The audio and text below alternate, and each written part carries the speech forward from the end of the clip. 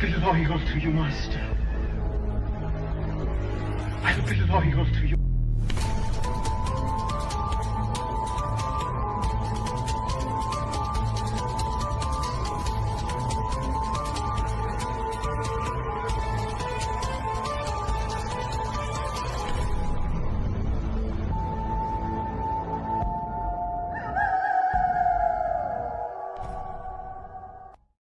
This podcast is sponsored by RealComicBooks.com.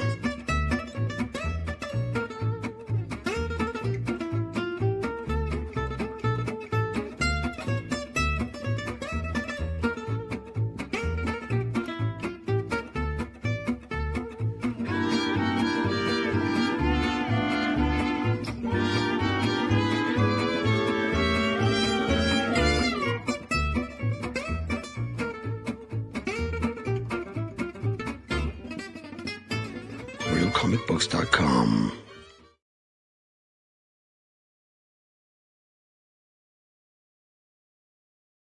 Wow, why is it muted? You know what? I've only been doing the show for 400 years, being on the interwebs, and there's always got to be some shit going on. I'm just an angry Mexican. You know, I realize the older I've gotten, the angrier I've begun. But I'm not turning into my dad. My dad's actually a nice guy.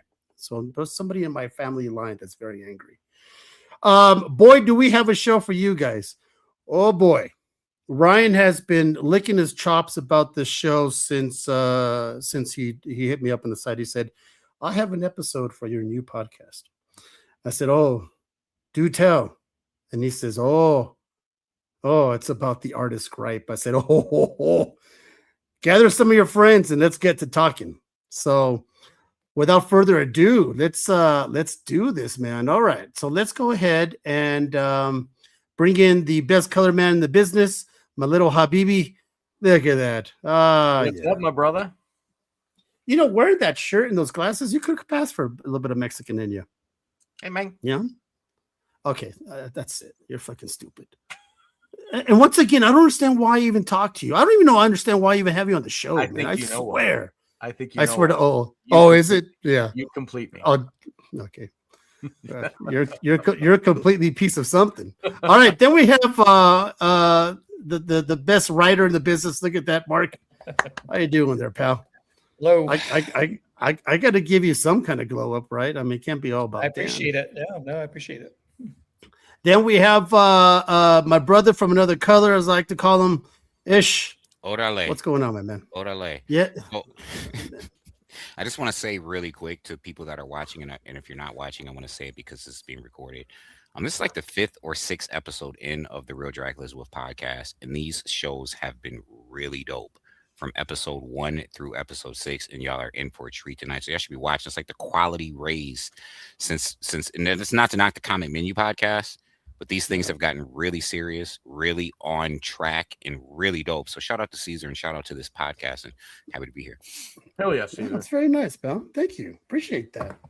It is true. I've had people reach out to me and said, hey, I finally got to see a replay of your last show.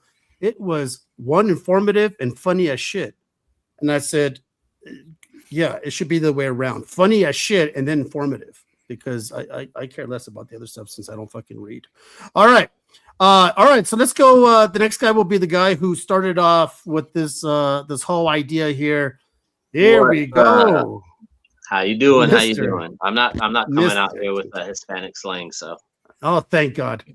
Thank God. Thanks, Bronson. Heaps from these shows. I appreciate it. Yeah, thanks, pal. Loyal customer. Then we have the other guy. He's been on the past shows, but this is the first time on my new show, Mr. Marat Mychaels. Look at that guy. How you guys doing? All right. He's doing all right. My brother from another mother. Right. Then we have a new guy that's to the podcast, and you're gonna get used to that mug of his, because you're gonna see it again. I see you in the background, Ray. You're laughing, so that's already a good sign. All right, look at that, Mr. Raymond Gay. Yes, That's my brother from another mother. the very talented Raymond Gay. If you don't know these guys, go look them up. Go look up Marat Mychaels. You know, if you could throw a rock and hit a poo book. That's his stuff. That's true. If you want to see some Spawn greatness, go look at some Raymond Gay. If you want to see all around greatness, go look up Ryan Kincaid. And of course, we have Mark, who's the writer extraordinaire, who's pimping his new book. We'll talk about that later. So you're probably wondering, what are we talking about on this show? So Ryan hit me up when we were talking about I'm going to go solo, and he said, "You know what? I have a show for you. How about I want to talk about the artist perspective and what pisses me off, or things I want to say that I hear or I read, and no one really has a platform for us to go pump your brakes. I have something to say." Right. Well, and you're absolutely correct. We have multiple platforms that we can do it. We don't have a safe place to do it where you're not going to get attacked by every troll known to man that you've never talked to a day in your life, that will all of a sudden come out and be like, "I'm never supporting you again. You are wrong. You're a dick." We've seen the trolls come out for Caesar's show, but they weren't attacking him for his comments. They were attacking him because he was old. Too many trolls, not enough billy goats. There you go. I'm going to market that shirt, by the way. That's patent pending. So let me ask. I'm going to go down the line based on what Ryan just said right now. Marat, do you get? I'm pretty sure you get that. You get that. Whatever you do, you say something, whatever, or you put out something new, and they come back. The trolls are like, "You suck." Who's crackling chips? Who is that? Nobody?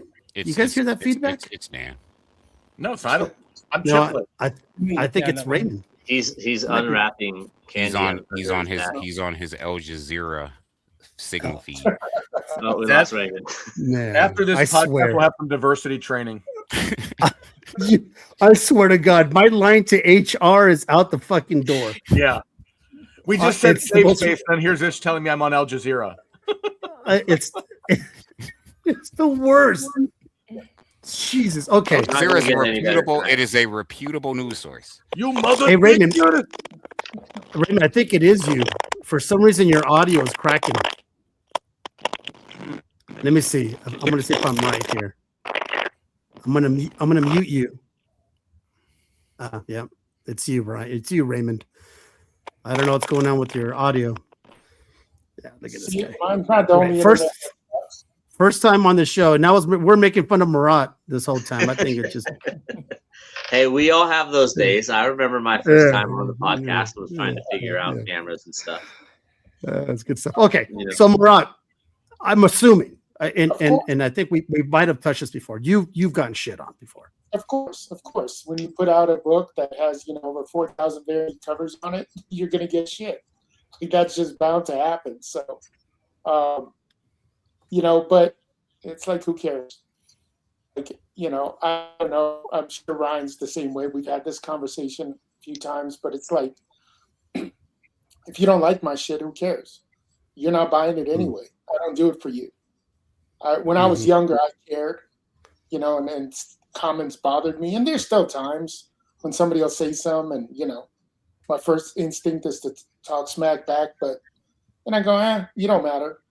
Well, you just come on, you troll. You're not a part of my life. You don't affect anything.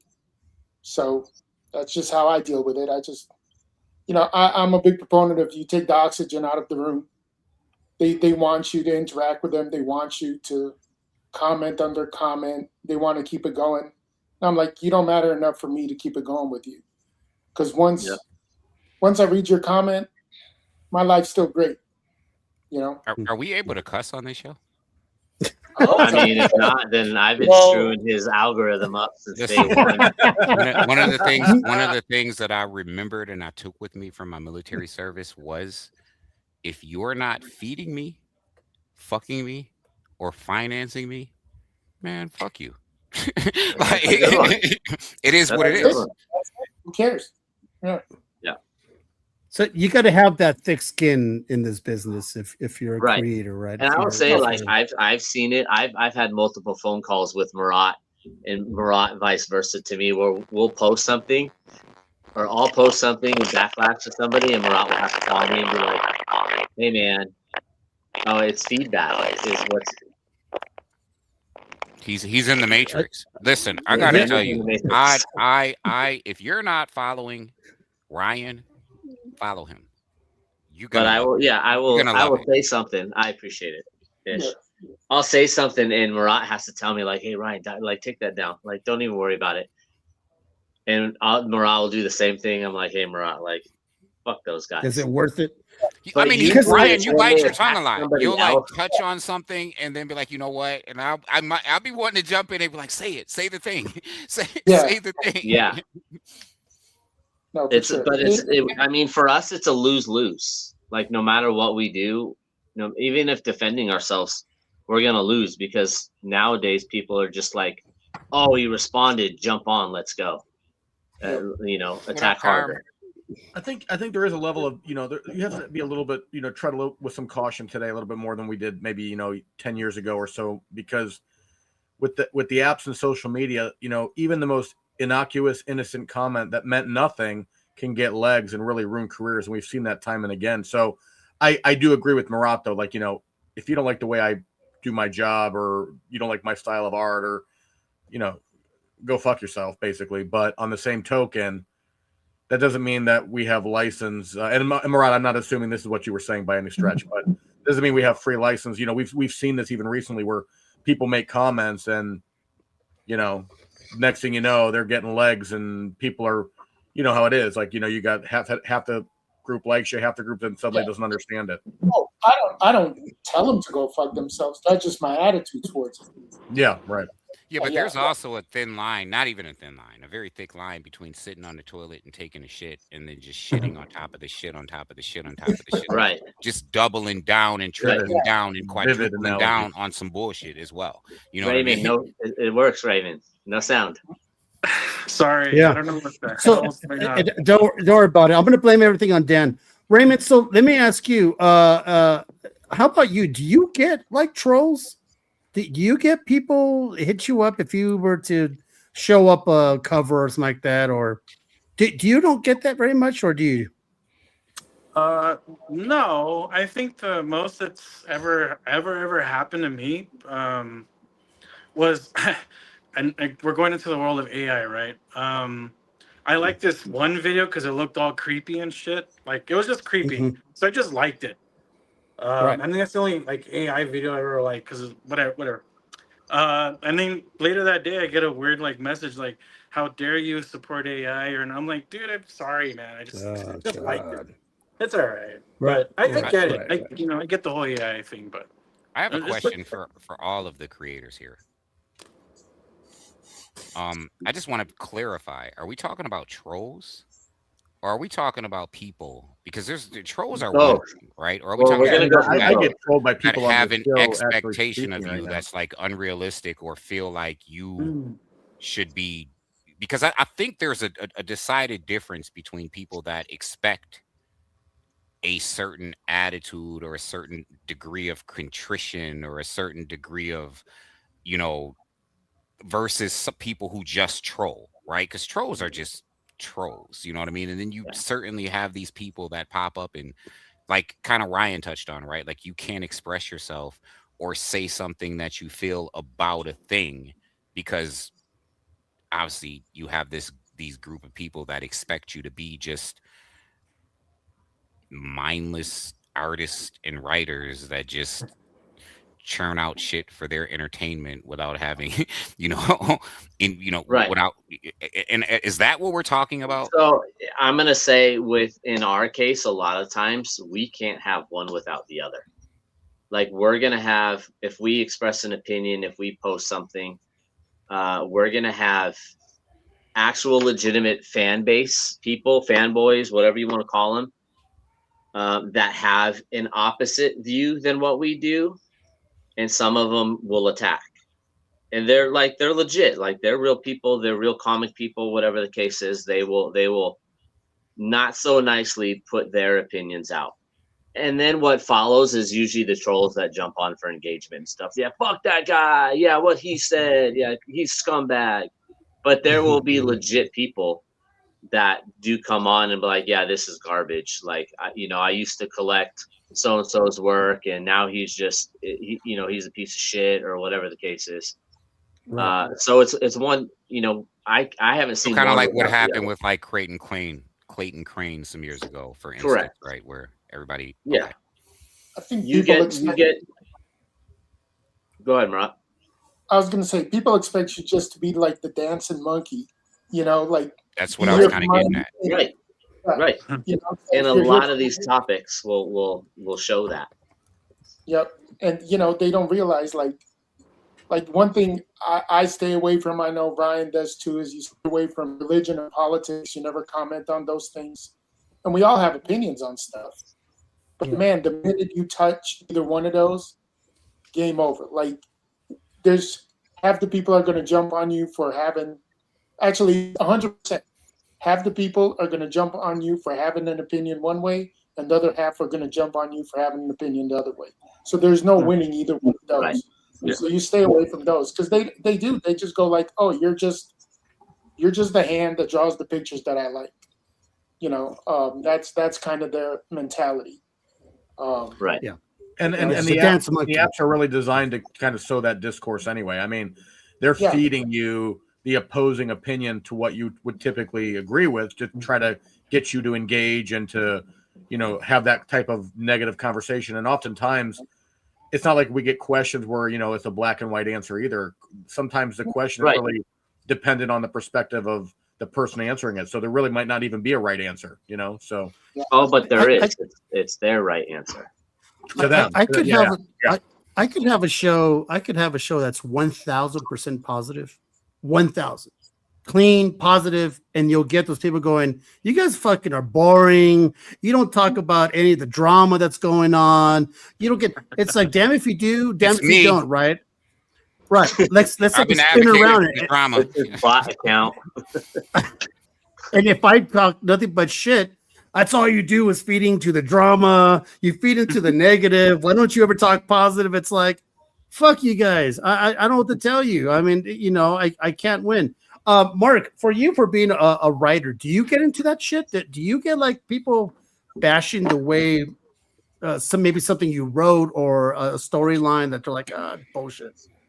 I mean, for me, mostly it comes from just the reviewers. So I'll get those online reviewers that have like their website or their whatever set up, and they'll find the book, they'll read it, and then they'll give their 2 cents on it, which is fine. Like I take it, and I take that back, and I try to take out the stuff that's not just like, I don't like this and you wrote something I don't like. I try to take out the stuff that's, good feedback. Like if there's something that I missed, because in my mind, I know the story I want to tell. But when they read it, they read it a different way. One of the first books I did, miniseries with Brian Rogers, it was about, this serial rapist killer. And I wanted to tell the brutality piece of it one way without showing the brutality. And Brian decided to draw the brutality. And so we got, a lot of pushback on that, because it's like, oh, you're showing this, you're a bad person for doing that. But for me, it's more emotional. It's not, it's not a real person. It's not, somebody that's really out there. And, I just wanted to build that emotion of, okay, now you're really not going to like this person, this villain that we have. And this is how we're getting you there. Like you're seeing this stuff. But, in my mind, I wrote it one way without showing the brutality. You could hear it. You could see other things happening like in the background, but you didn't actually see it. And then Brian decided to write this or do this 2-page splash of just this person getting like brutally beaten up. So for me, it's I don't get a lot of, like, I don't get into it with the online stuff because I don't post scripts. I don't post stuff like that. If somebody says something, I don't really get into it. The thing that this reminded me of, though, was like, because I'm old, back in the day, we had digital webbing. Because I'm old. and people would put like their stuff up there just to try to get people to look at their art. And some of those comments, man, those people were just brutal. Like they'd be like, "Oh, that's the worst fucking thing I've ever seen in my life. You should quit now and never pick up a pencil again." And so I think it's different for me as a writer. Like, people will read the story and then come back and give me their 2 cents on it.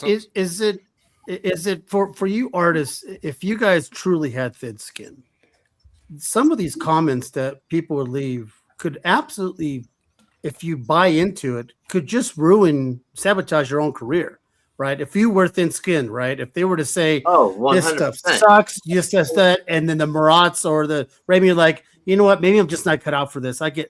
People are shitting all over it. Maybe I should just quit. Yeah, 100%.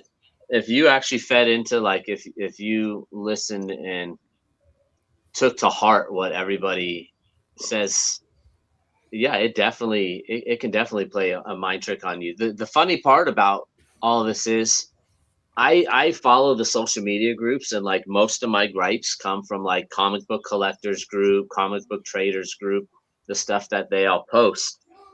They never post it to the actual person. And I won't say never, but most of the time they don't post it to the person.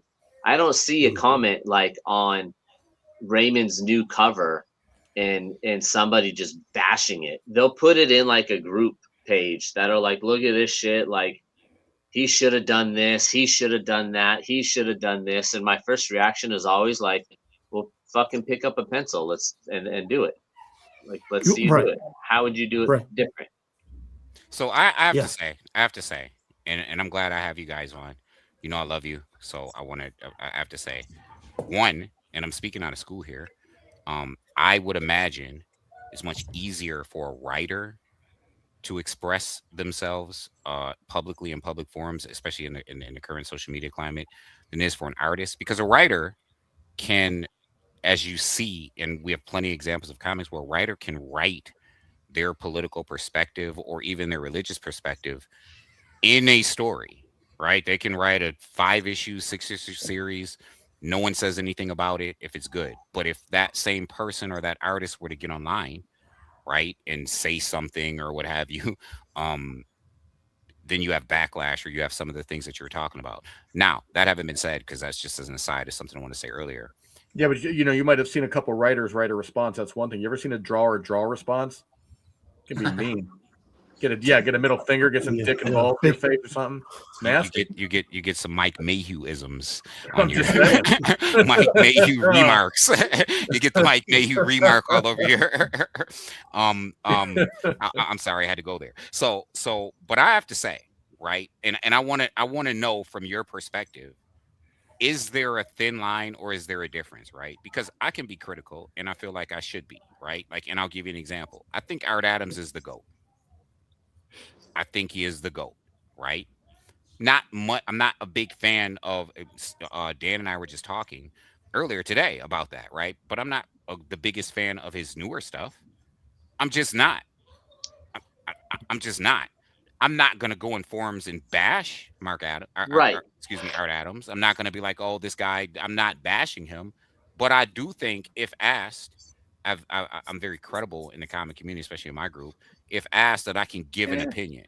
I'm not looking to bash anyone. I want everyone to eat, right? I want everyone to eat. So there's a difference when I say, and we've had this conversation on the show before, right? When I take someone's art and I say, listen, this is really dope. They're really dope. Okay, this particular issue, I think they kind of phoned it in. I just do, right? Like, I see what I'm not going to give an example because I don't want to. I don't want to put anyone's name out there. There's a really great artist, and he's really great. But I think that every cover they do is just the same cover. I just feel that way.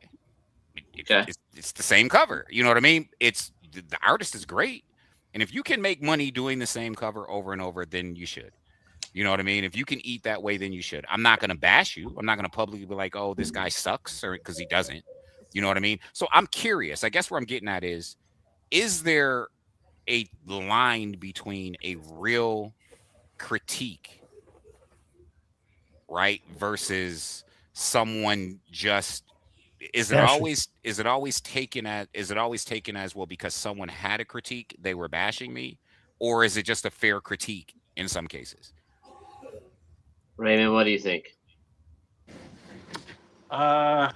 Oh shit. Um, well, first of all, I try not to go down that rabbit hole of forums because there's enough like just opening Instagram. There's already shit popping up on your feed already. Um, but yeah, man, I don't know. I think well, first of all, the writers, yeah, I think they could probably get away with it more, being more vocal than artists, especially up and coming artists. I think if you're a guy that's tenured, has years of books on you, I think those guys can be more vocal and The just not Scott really. Snyder says what the fuck you want. He gives no Yeah, fucks. because I None. think yeah, they can afford to get away with, like the top artist guys I think can do that, but up and coming guys, I think you just gotta keep your mouth shut about things like that and just do the work possibly, because I think the fan base can really tear you apart, and like you're starting to build this career already, but they can easily just take that away from you, and it sucks. You know what I mean? That's like because we have opinions too. You know what I mean? And Right. but I mean, I'm Right. not going to engage with these people because if you're busy with work, you're constantly got to get covers and interiors done. Then there's no need for you to engage with those kind of people anyway. I don't know, Right. but I think what Ish is saying. So like if somebody saw a cover you did, let's say your OMG cover with the spider guy, right?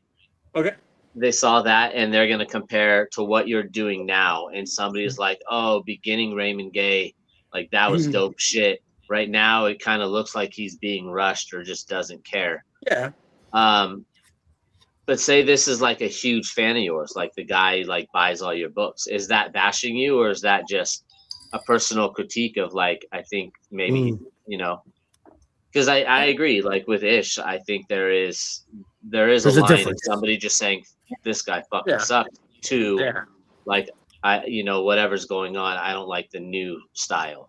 Whatever Right. whatever happened to the days where if you didn't have anything good to say, you don't say anything. That stopped on MySpace, bro.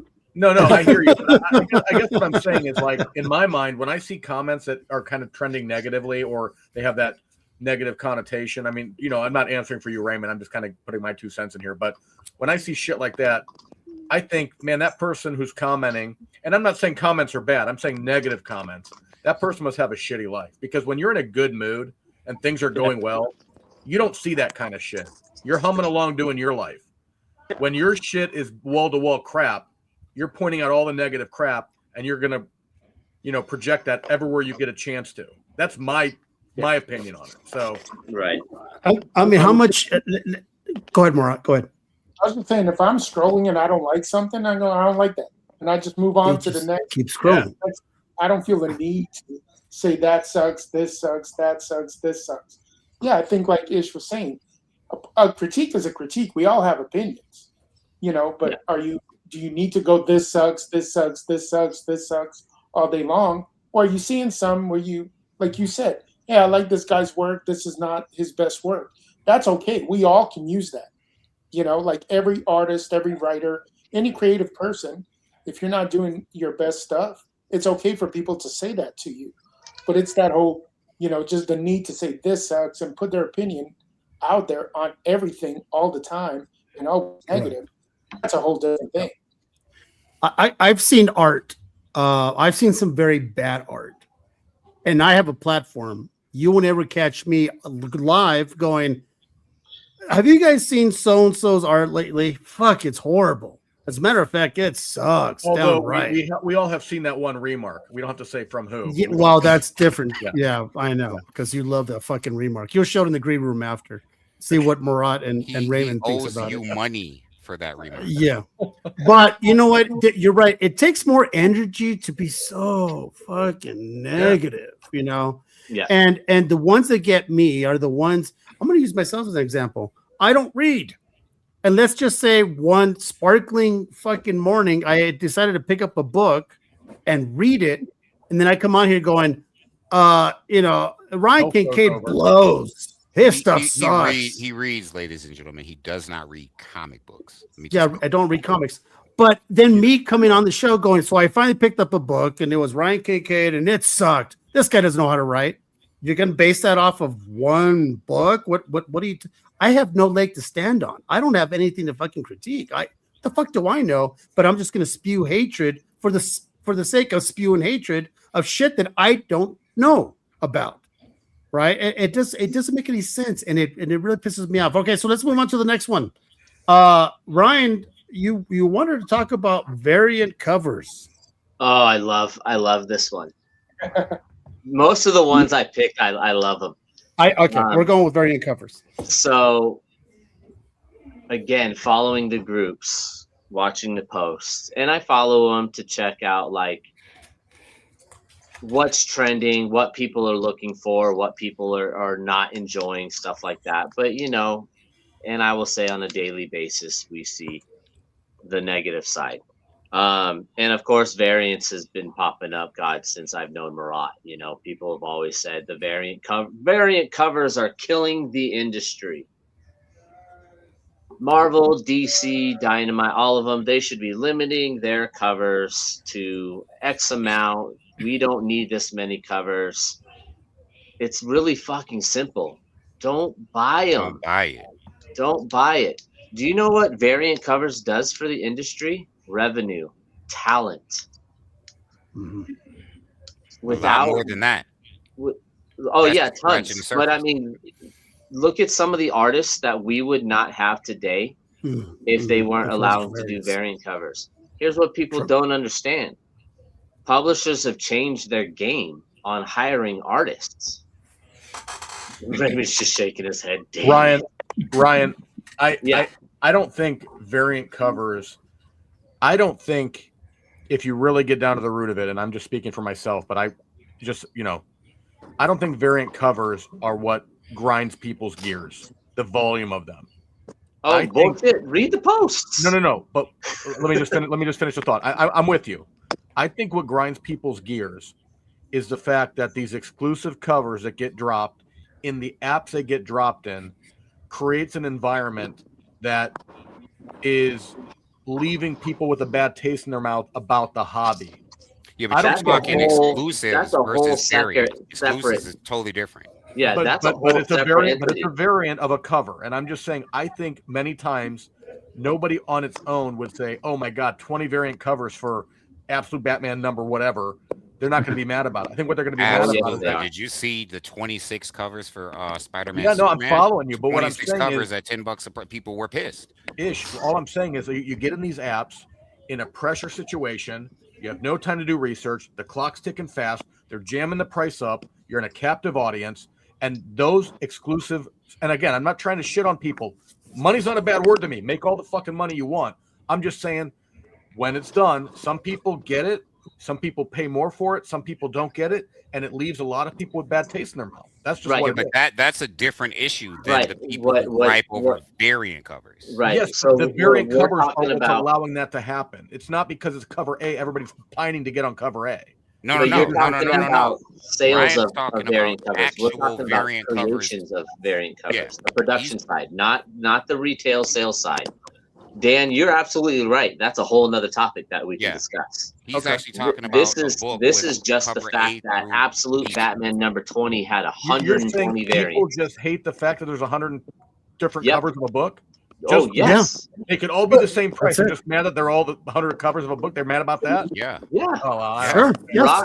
I see it all the time. I have a group. I have a Facebook group that you should be in, Dan, by the way. Marat's been doing this a long time, too. How often have we seen that the fact that people are doing variants? It's like the 90s again. It's destroying everything. Yeah, but 90s didn't destroy everything. We feel like we're still here. We had ups, we had downs like any other decade, and I was telling people, Ryan will tell you 10, 11 years ago, I did a book called Naughty and Nice, which is a bad girl book. And in the third issue, I realized people did not care that there was a story inside.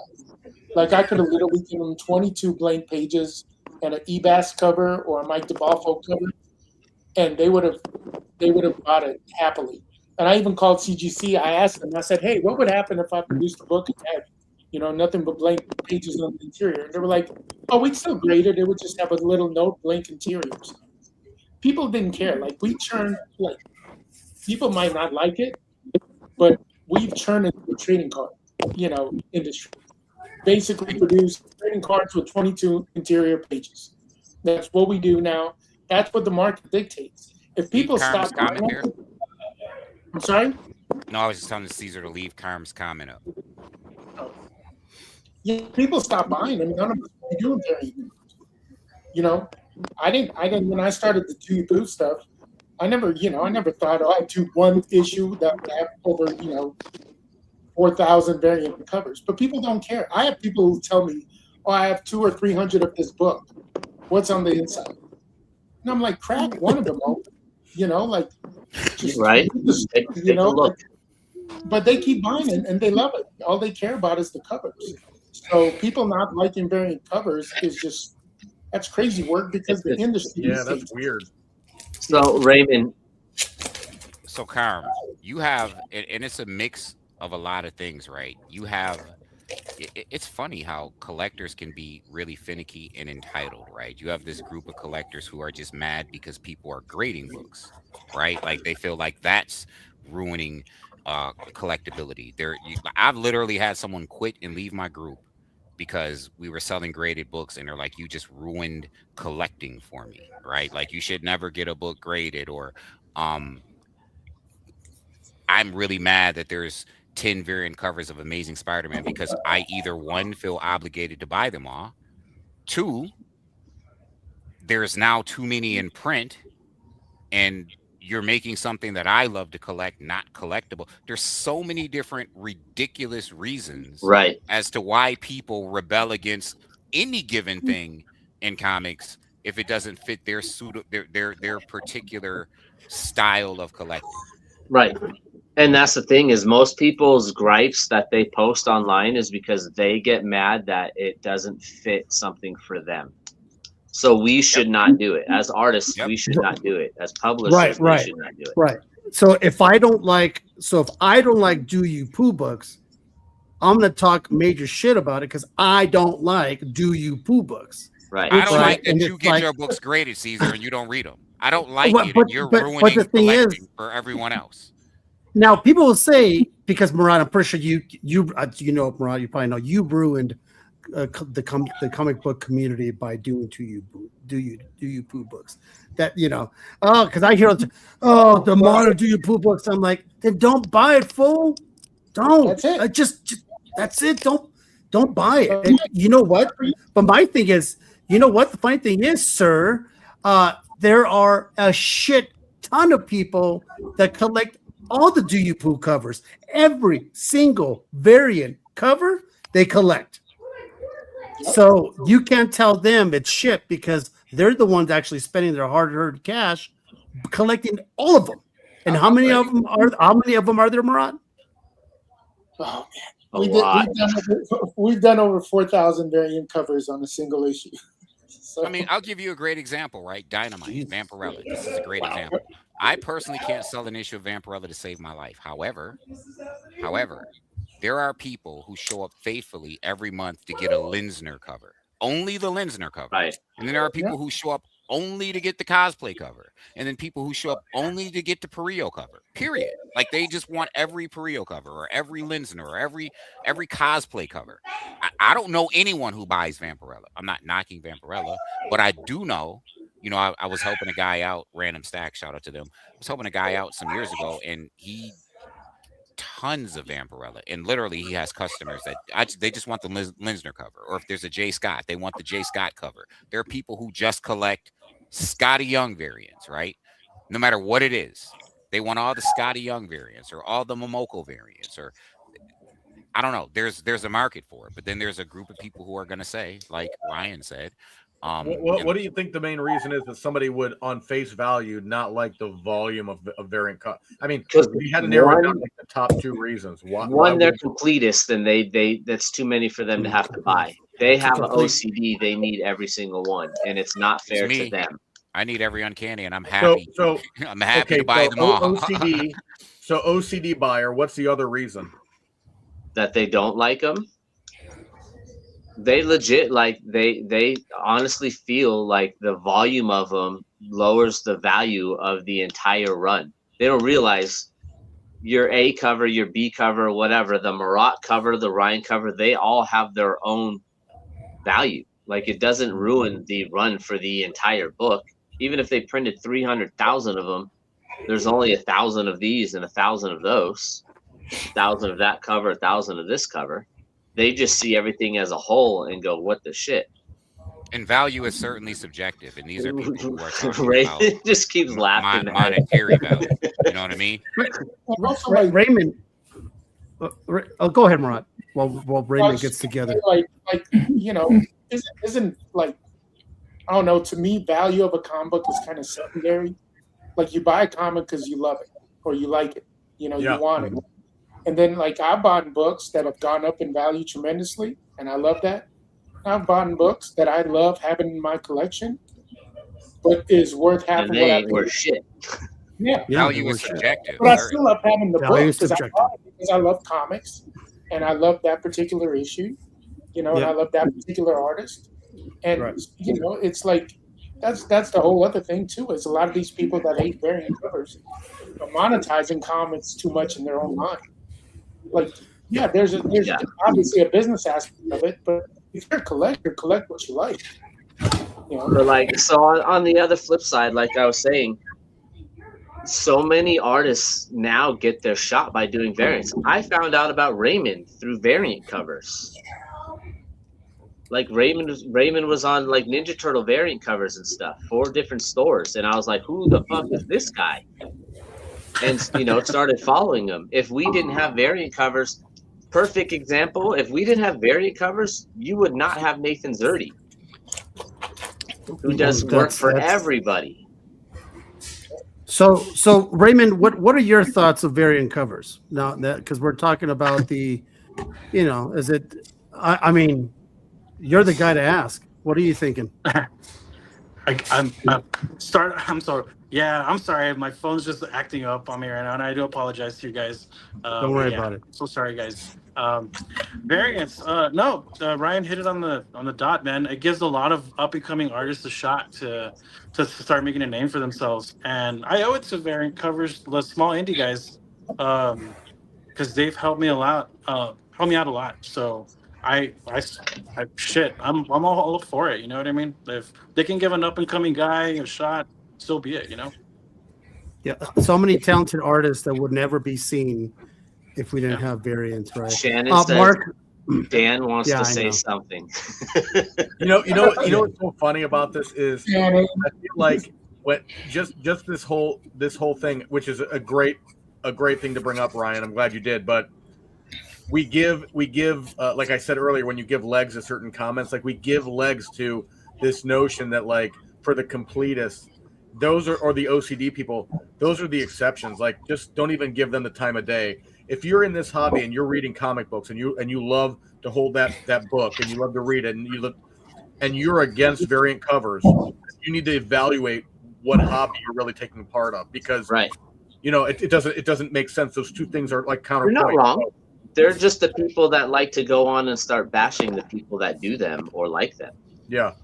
We need to do a GoFundMe and get Raymond a phone stand. I was gonna say we gotta do a GoFundMe and get Raymond a phone stand, a proper guys, phone we're stand. gonna do a new absolute cover to raise funds for Raymond Gay's phone stand. Yes, we do. That's what we gotta do, Raymond. I'm sorry. At the end of the We day, love you, if man. you're We love upset- you, dude. If you're upset about variant covers at the end of the day, if it's that big of a deal that you got to go on a rant or rebel against a thing or another because of variant covers, it just comes down to you're upset that you're participating or contributing to something that is just not suiting your preference. Not everyone's preference, your specific preference. Period. Yeah. That's just what it comes down to. It's just overall selfishness. And I say that as a retailer. I'm gonna give Ish some flowers for a minute here, because I was reading something one time and I was talking to Ish about it, and I was like, this thing is utter just I can't get into this. Like, and he's like, Dan, why are you in this hobby for? Look at the good things about it, right? Look at the good things about it. There's this and this and this and this. And he was catching all these little aspects of it. And so again, I just go back to the people that don't like variant covers because there's too many of them. Like, what are we talking about here? It's just welcome to our world. This is why I'm sorry, man. I'm here for you. I love you. Come here, Ryan. So Mark, your thoughts, Mark, on variants before we move on to the next topic. I like them. I mean, I don't think there's anything wrong with them. I think, like they said, it gives people an opportunity to showcase stuff. I've been lucky. So like for me, Andy Kuhn's done variant cover for pretty much everything I've worked on. And Andy's known, but he doesn't do like a lot of stuff anymore. Like he doesn't have like a bulk, work out there. So for me, I just love it. The fact that he can, he's putting stuff out there. He's doing stuff that, with me, which is great. Ray did a cover for the book we just did. So, I can't thank these guys enough. I think it's a good thing. I think, having that variant cover for me is like when I work with an artist on that, it's like, I want to see their take on my story or my characters. And I tell them, hey, it's wide open to them. I just tell them, here's the story. These are the main characters. Do whatever you want to do. And I just think, for me personally, it's like a cool thing to see what they come up with. Can you imagine if we never had variant covers? Like I found some of my favorite creators from variant covers. Like, can you imagine like no Adam Hughes? No, I mean, I wouldn't be around if it wasn't. I'm just saying, like, people need to be careful what they gripe about, because if you don't like variant covers, I don't know if this is a hobby for you. Yeah.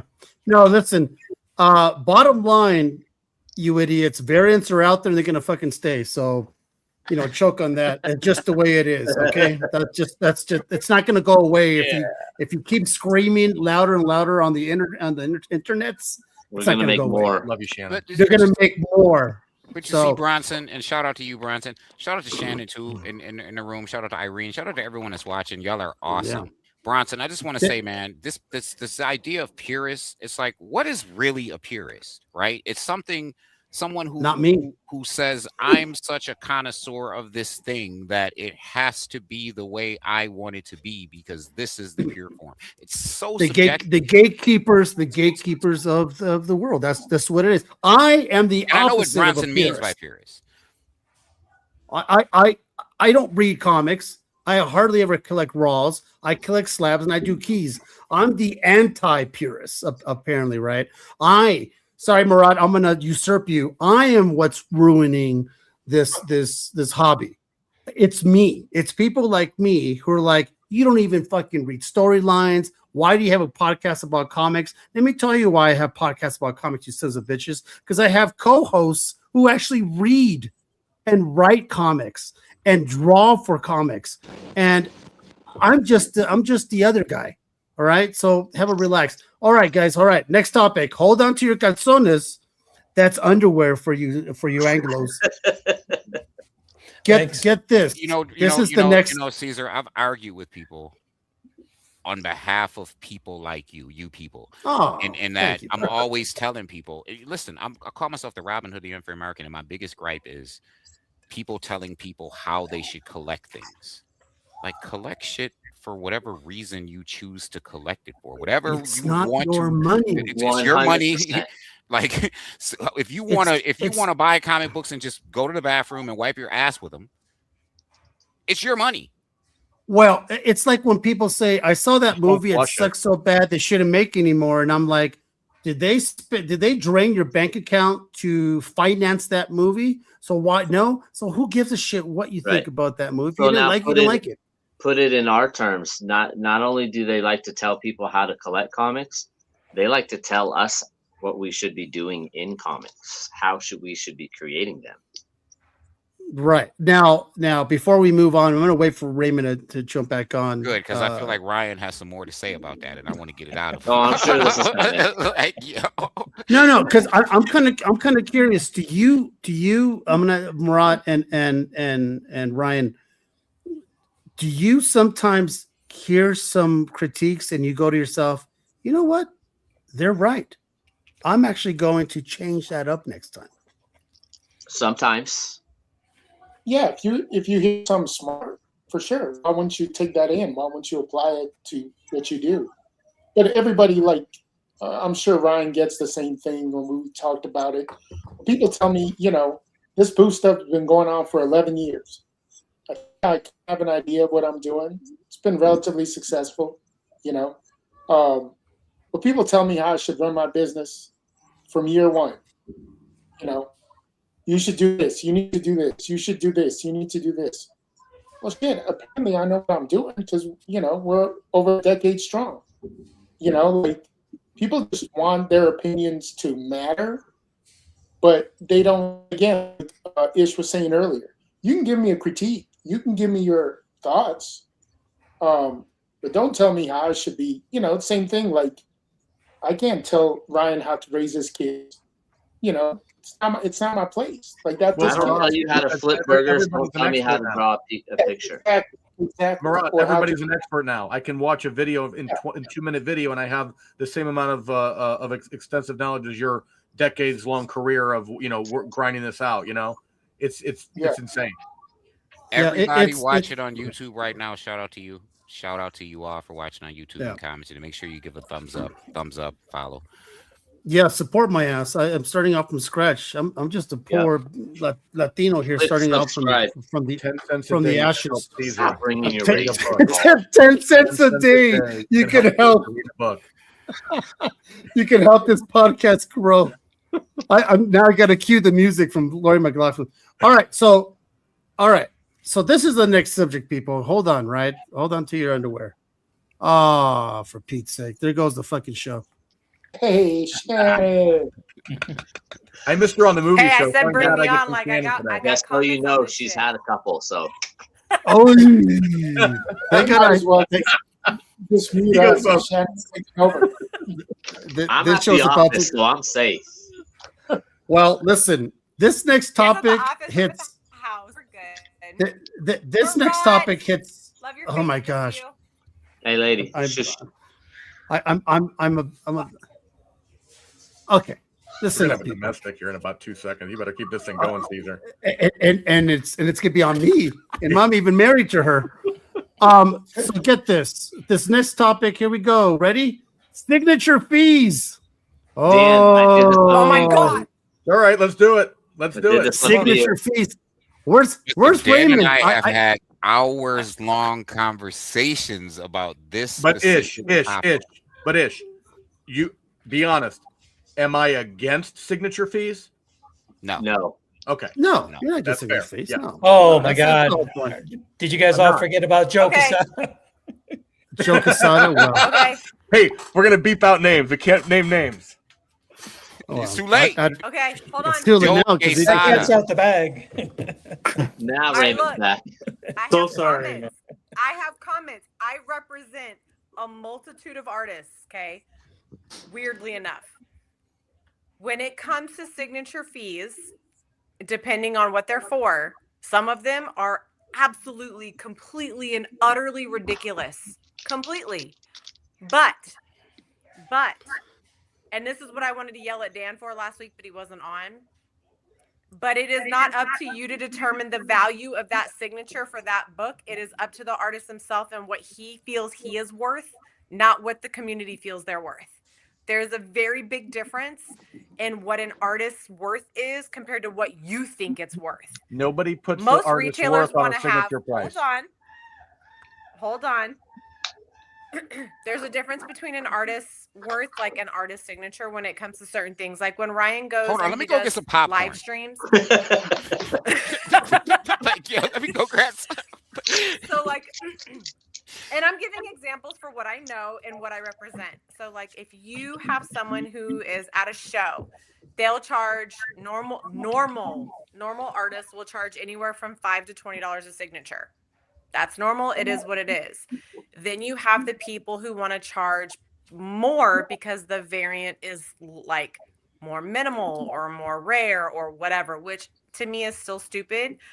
But if it's for retailers or people who are going to turn around to sell it on eBay or whatnot or whatever live bullshit they want to sell it on, hold on.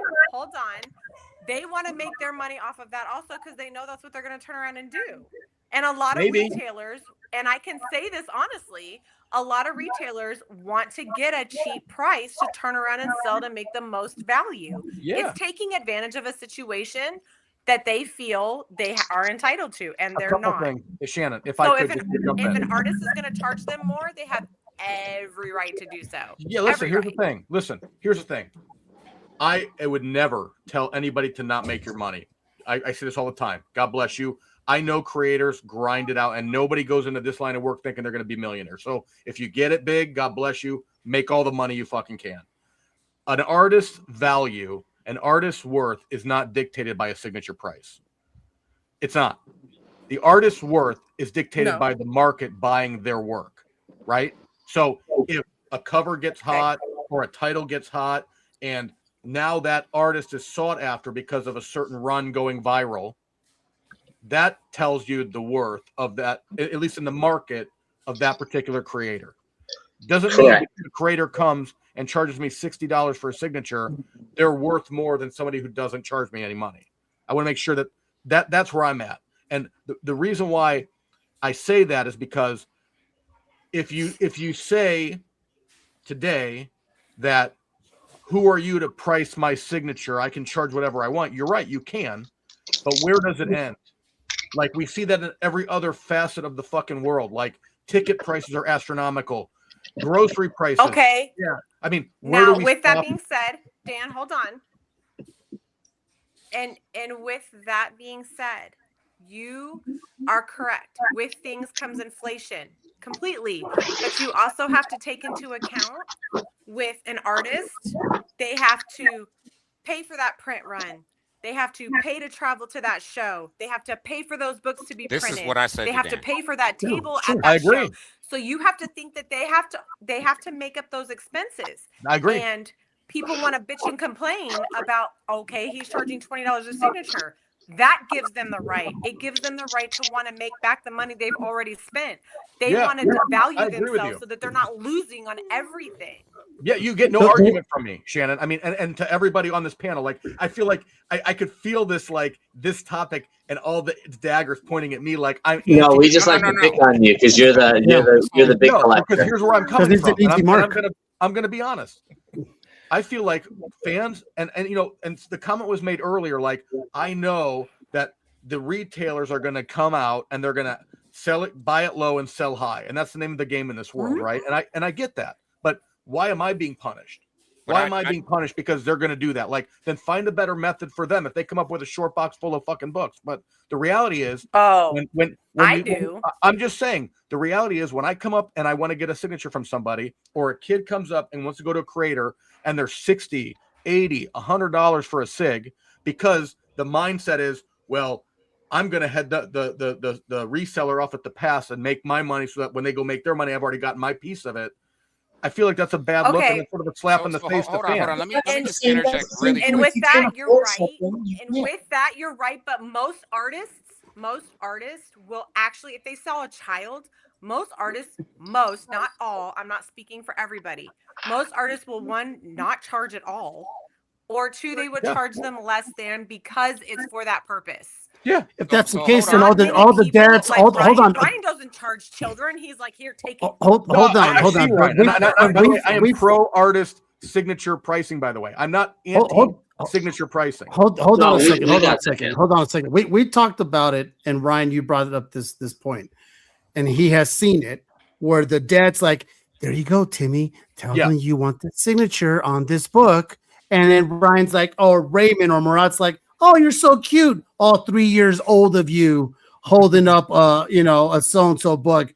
Okay, Dad, is that what it is? You want me to charge him only $3 or free?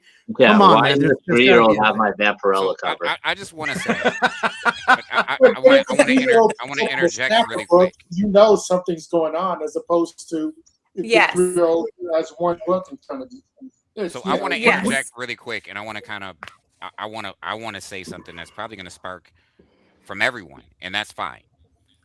Dan, you know that I have agreed with you on this issue, and I have disagreed with you on this issue. And so, to be fair, Shannon, I have to say I agree with you on this issue, and I also disagree with you. And I'm saying this and I don't know what the balance is. I don't know where the middle ground is. I'm saying this as a retailer, as a consumer, and as someone who also advocates and works with artists. As someone who advocates and works with artists, I'm always kept telling a specific artist, Kevin Delgado, like, this is what you should get. You should get what your value is. You should get what your worth is, and we'll upcharge, because I think Kevin is worth that. I think he's one of the hardest working people. He's at every con all over the country. He really works hard, and I feel like, so I'm for, and I even said this to Dan, So I want to make it clear I disagree that an artist or creator's value, and I'm also a creator, a creator's value is based upon the market. That is one measure of the creator's value. But then there's personal value. There's how that creator values themselves and the time and the energy that they put into it, the expenses that they put into it. There's their own, sometimes you're only going to get, when Kevin and I were working on a book and we put it at a certain price, and Kevin was like, Ish, are you comfortable with putting it at that price? I was like, yeah, because we're Mercedes, we're not Kia. And Mercedes doesn't underprice themselves, right? Mercedes prices themselves so that better be a soundbite in the clip later. You know what you're getting when you go purchase Mercedes versus a Kia. You know what I mean? So that's what I said to him. I'm like, yo, we're pricing it at this, and we sold out at that price. It wasn't ridiculous, but it was a better price than what he wanted to price. I'm like, nah, man, I'm putting Comic Sense's brand on this, and everything I put my brand on is Mercedes. So hold on, I just want to say, but when you are asking for a price based upon a value that you think someone else is going to get, then you're not in the realm of your own value, right? You're in the realm of a value that you think someone may possibly get. And indirectly, you're punishing the middle person. So now you're not actually, and I've disagreed with Dan for the most part on his stance on this, with the exception of, well, I'm going to charge you because of what I think you could potentially get. Well, that to me is like a hustle, and that doesn't mean that artists are hustles. But I'm from the street, right? So if I sell you a bag of weed, I'm selling you the bag of weed. I'm not going to sell it to you because I think you're going to go make more. Obviously, you're going to make more money over the top if you go sell it. If I think, well, maybe you're not going to smoke it, so I should charge you $3 more bucks. I smoked because you might go. But hold on. For a week. Ish, I'm going to counter you on that one just a little, okay? I think of a weed show. I do. 100%. Like better than a Pokemon show. That fucking way. The value of someone's art and what they feel they could be worth is different than what they are. So I say it like this. If Delgado, for instance, you guys do a comic, you do a print run, you sell out, and that's amazing. I'm always for an artist to sell out of a print run because that means it's doing well. The comic was great. The cover was good. Like, I'm all for that. I will support and advocate for artists everywhere. But you can't compare that from independence to mainstream things. Like a Marvel cover, a DC cover that does 1,000, 2,000, 3,000 copies, they don't sell high-end prices. They sell them. They're $4 or $5 at the store. They're $10 at the store. Even if there are ratios and variants that are included in that, they are still less than what I sell them for. It doesn't make it worth less. So I agree on that aspect. It makes it worth more because now that person is now conducted in a bigger aspect. Their name, their product is spread further than it would be if it was just an independent. I tell you what, it makes perfect sense. I want to know the value isn't. You can have your own self value. Some people think that they are way up here when they need to drop their ego down to like here. Well, I'm of the frame of mind, right? Themselves up more than what they are. I'm not a big fan of signatures. I want to hear what Marat and Raymond have to say too. I want to actually hear from these two right here. So, Raymond, have you had people like maybe talk about your signatures being at a certain price level? Ryan, I'm sorry. Knowing you, Raymond, they're probably like, Raymond, you charge too little for your signature. What's your thought on this whole thing? What's your perspective? Well, like I said, I started off just giving away my signatures for free. You know, I was just lucky enough that somebody even wanted my signature, right? So I always had that mindset. I get it. We have to make a living, and it was always suggested to me, hey, you need to start charging. In the back of my mind, I was like, nah, why should I charge? You know, you buying the book was just enough for me. You know what I mean? So I think it just comes through time. I guess if you've not earned your way, but if you've done plenty of work, then I guess you can start charging. We all need to make a living here. But I'm always still like, hey, this, I'll hook people up sometimes, like, hey, here you go, just don't worry about it. So, it's just tough. It's tough, but I think I really don't want to be outrageous. I don't think my head will ever get that big where I can be charging like $45 or $50, and I don't think I won't let it ever get to that point. So I don't think that's outrageous. I don't think 45 Yeah, it's bucks not. is But outrageous. I feel like every time we come on this topic, it always circles back to, well, the creator shouldn't be taken advantage of. And Right. And it feels like where that really stems from is the resellers buying low and selling high. And I get it. But what I'm suggesting here is, and this is not directed to you, Raymond or Marat or anybody. I'm just saying, like, I feel like you're punishing the common collector on a couple of fronts, not you individually, but I'm just saying this overall mindset, because firstly, like the prices become sort of like a gatekeep. Like I can't go, and the amount of money I'm dropping for signatures, it's a little bit prohibitive at some point, right? And again, I'm for charging, like charge, but like it's got to be in the realm of reality. And I like what Shannon said earlier about the whole, there is elements of reality, like how much should I spend to get here? How much should I do to print it? I mean, it can't just be like, well, I think, I can make this in the market, so that's what I should charge for it. I mean, you got to ground in some reality. The other thing I think is interesting too is what I call the CGC tax that I'm seeing more and more creators do now. And they're like, you sign it and it's this, CGC and it's this. And it's like, well, I bought the book. I'm coming to you because I appreciate your work and I want it to be signed. And you're upcharging me because I want to slab my book. Like, I feel like all of these measures on the surface, they sound like, well, yeah, I mean, of course, but they're designed to impact the resellers who are going to make mass profit, but they're punishing me for being a fan. And I will agree with you on that. What's that? Oh, I agree. I agree with you on that. I 100%. And that's where I'm saying, like, we got to come up with commonsensical solutions. Like, if you see a dude roll up with 2 short boxes, fucking charge him, man. You know what they're going to do with it. But if I'm walking up with one of these little BCW binders with 5 books in it, what am I going to make $1 million on 5 books? I mean, come on. But I don't. Okay, hold on. Irene, I'm going to explain to you that not every artist feels that way. Not every artist is going to feel the way that once they make $1 or $2 on a signature, that's what they're sticking with. Some artists are like that because they're greedy and they know no better. Other artists that are actually business smart, artists that are making a good smart, point. do not do that. She's right to a point. But you cannot classify all artists in that category because most artists but she's are not basically that way. saying once that bar gets set, it tends to never really go back down. Like, correct.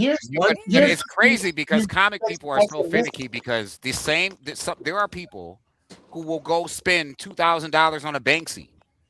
They'll go buy an Andy Warhol. Yeah, but the signature isn't the Banksy-ish. But it's the Banksy. The signature isn't the fucking Banksy. The book is the Banksy. And I think one. Oh wait! But you No. Hold on. I'm gonna start. Hold on. Hold on. I'm gonna start muting you, motherfuckers. I'll tell you that right now. Like I got the power. All right. I'm like fucking He-Man. All right. Here we go. So Marat, what's your point of view on this? I think a lot of Dan's issues are now with the artists themselves, because a lot of these artists have agents. Love them. And these agents jack these signatures up because they're making 20, 30, whatever percent they're making. And it's not everybody, but a lot of these companies, I know for a fact that artists themselves have an issue with how expensive their signatures are. But their agents are like, this is what we're charging because you have the hot book right now, you're the hot guy right now, you're the in thing right now. And so a lot of your issues, Dan, are not actually with the creators themselves. I love the creators, by the way. I do. I mean, no, and again, I'm all for signatures, 100%. I think there is. First of all, to me, it's like my signature is what it is. I don't care if you go out and you pay me what I'm asking and you make 10 times that, good for you. But if you're stuck with that book, if you're a retailer and you just bought 20 books for me and you paid for me to have them, where I was going. And you're stuck with 18 books, I'm not giving you any of the money back. So why do I care if you're making money off my signature? You bought the product. You paid me for my signature. If you make it great, I personally am 100% with you. The CGC tax is ridiculous. What if that book comes back a 9.4 where, the rest of the run are 9.8s? You're now stuck with a 9.4. You can't move. It's not even worth what you've invested. And let me say, Marat, I have books from my collection that came back at 6.5. I fucking still love them. Yeah, because I love what they're for. So I agree with you. There are signatures that are ridiculous, but I think, look, if you buy a book at my table at a convention, I throw in the signature for free. You came up, directly handed me the money, I'm throwing in the signature for free. You bring books up to my table, I'm gonna charge you for them. Just is what it is. If a kid comes up to me, with a book, I'm not charging that kid. Shannon's been next to me. They know. Look, I like making money. That's why I do conventions. I like two things. I go to conventions for two reasons: meet my fans and make money. And so I charge everything accordingly. But we're in an ecosystem. Everybody has to eat. If you're just only one Money's trying, not a bad word. Yeah, not at all. So I think every artist should honestly charge for their signature, because it's not just your signature, especially guys who are working for Marvel or DC or anything like that. People are like, well, I bought your book. They don't make money off that book. You know how many copies have to sell before you see a royalty? Those guys don't get royalties. For most artists, it's below minimum wage. It takes a long time to do a page, and you do not get that much. Nope. I stopped working at DC because it broke it down. I was like, I'm not making minimum wage. I'm making $220 a page, and that's in 2011. And we're now 15 years past, and I know guys at DC who are making $200 a page right now, 15 years later with all the inflation. And I've had pages that have taken me 12 to 14 hours because interior pages are freaking hard. Now you break down $220 for 14 hours worth of work. Yep. I just want to bring up that the minute Irene said the reason why Raymond's having so many technical difficulties because she's not there, Raymond dropped off. The second she put that on there, so some brujeria going on over there. Hey, hey, Mark, how much do you charge for signature? You're free. You charge $5? I don't charge. So if you buy book from the table, I don't charge anything. If you bring a book up, I ask if you donate to the Hero Initiative. Like I don't charge. Okay. Yeah. So we were saying really quickly that the books are the Banksies. That's fair if we're talking a golden age book, right? If we're talking a silver age book, but with as many variants and exclusives and as many, Absolute Batman gets, Dragota's got, I don't know, 500,000 copies of every issue, right? Yep. About his name, his signature, and I say that because someone mentioned, I was going to say it before, if the book itself was the Banksy, then why do people buy original art, right? Like why do they buy the pages? The art. And the people that can't afford the original art buy the book. Right. So the value is in the original thing that artist did, but not the signature, the art. No. But you're saying it's not the signature. You're just saying that. Right, because the signature is going to up the value of the book at the end of the day. The signature is the thing that the artist puts on the book. Otherwise, it's just one of many copies. Mm-hmm. It's just one of many copies, right? So that's if Jim Lee signed the work, or Jim Lee didn't sign the OA, it would still be Jim Lee OA.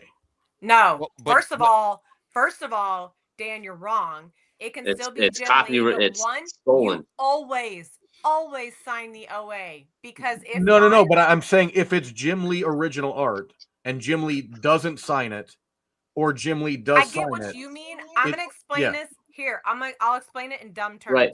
This is the best way to do it. So there's tiers of how OA and covers work, and this was the easiest way to explain it. There are people there's the OA collectors that love the original art of a cover. So like, for instance, Ryan's new Black Cat cover that he did. Beautiful, beautiful cover. There are people who want the OA of it. It's going to be thousands of dollars because It's his first Marvel. It's a beautiful cover. Somebody loves Black Cat. They want the cover. Then you're going to have the people who collect like sketch covers, and they're going to spend $350 to $1,000 on a sketch cover because it's still OA. It's still done by Kincaid, but it's less than the original art of it. And then you're going to have the people who can only buy the copy of the Marvel book, whether it be a trade dress or a virgin dress, because it's still the original art of the artist in a colored, multi-printed version. So it feeds to everybody out there. You don't have to like the signature fees, but that's just what it is. Yes, I can't get the OA, but I can get the signature. Yes. I agree with you, $10 or $5. What I'm saying is, hold on. Yeah. $5 or $10 for that signature to get added onto that. And I'm saying like that from our side. I'm not saying that from a retailer side. I'm saying it from what we would charge, what it is. $5 or $10 for the signature to get put on that book is only going to increase the value for what it's worth to them or even to a retailer. Do I agree with the stupid ass ridiculous prices that people charge? Fuck no. And I'm in charge of artists. Do I? I don't agree. I agree with the fact that, hey, they bought the book. They're going to pay $5 or $10 for the signature. Great. Thanks. Move on. Like, I don't understand that. But I'm saying, like, there's I agree with everything you just said.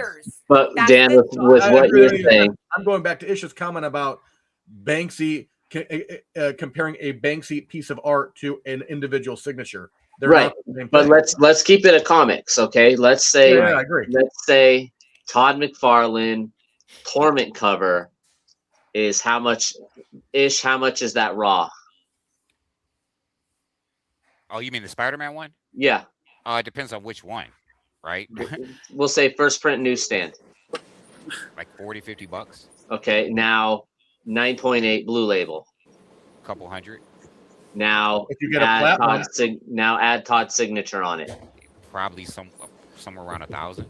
Okay, so just that K at least. Just that signature. That's one per store. Added that much value on it. I know it's only $40-$50 because I just bought a copy of it at the last con I was at for JJ because he thought it was dope. Just that signature took that value from $40-$50 to $1,000 plus. The signature made the value go up. Now, is that the case for every book? Absolutely freaking not. Does he charge more to sign that book? I think so. And that's why some of these guys charge more for those certain books because it ups the value that much. You know what? Listen, this is a great segue to the next and probably last topic. But first of all, I want to welcome back. Listen, I want to welcome back. I want to welcome back Raymond Gay, who looks like he's in the witness protection program. I'm so sorry, man. No, it's all right. Bro, you're good. Raymond, I've had those issues. You're good. I understand. You gotta protect your identity, bro. You know you gotta protect your identity. Just 10 cents. So Raymond, when you talk, just make sure you talk like this. Hide your voice. I like autographs. I like autographs. Autographs are good. All right. Like I charge $100. How do we know that's really Raymond Gay? That could be Irene. We don't know who's in there. That could be Irene, right? Irene with the bun with the ponytail. All right. Next and last one.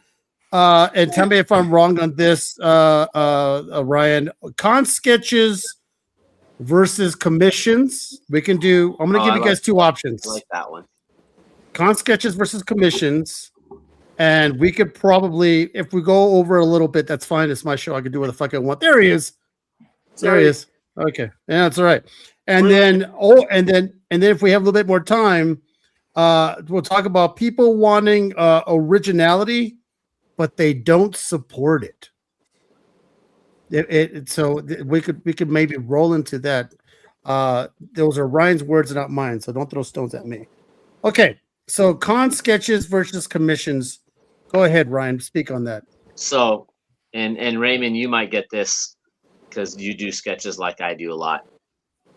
How many times have people come up on to try and get a commission,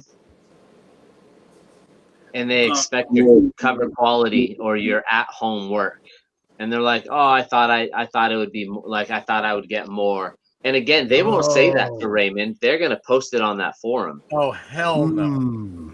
Oh, I get it. all the time. All the I time. see it all the time. Like all the time. this is the kind of work that we expected, but I got this sketch from so and so, and this is what it turned out. So I'm real disappointed. I thought it would be a different level. Like, bro, we're doing. I used to do 10 commissions a day at cons. I should have taken Marat's advice a long time ago and do like one. Because people, they want to get on your list, and you're knocking out these commissions, and they expect that they're getting like 11 by 17 cover quality type shit out of you. They're like, well, for that price, I thought I'd be getting a whole lot more. Like, No.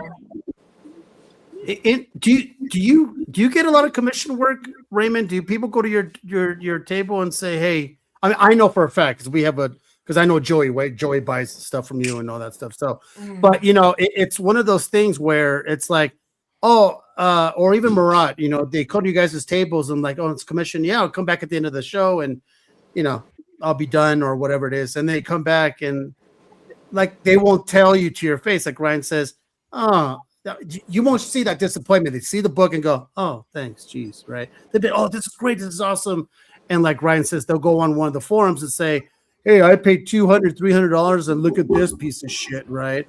This isn't fair. This isn't worth all the money.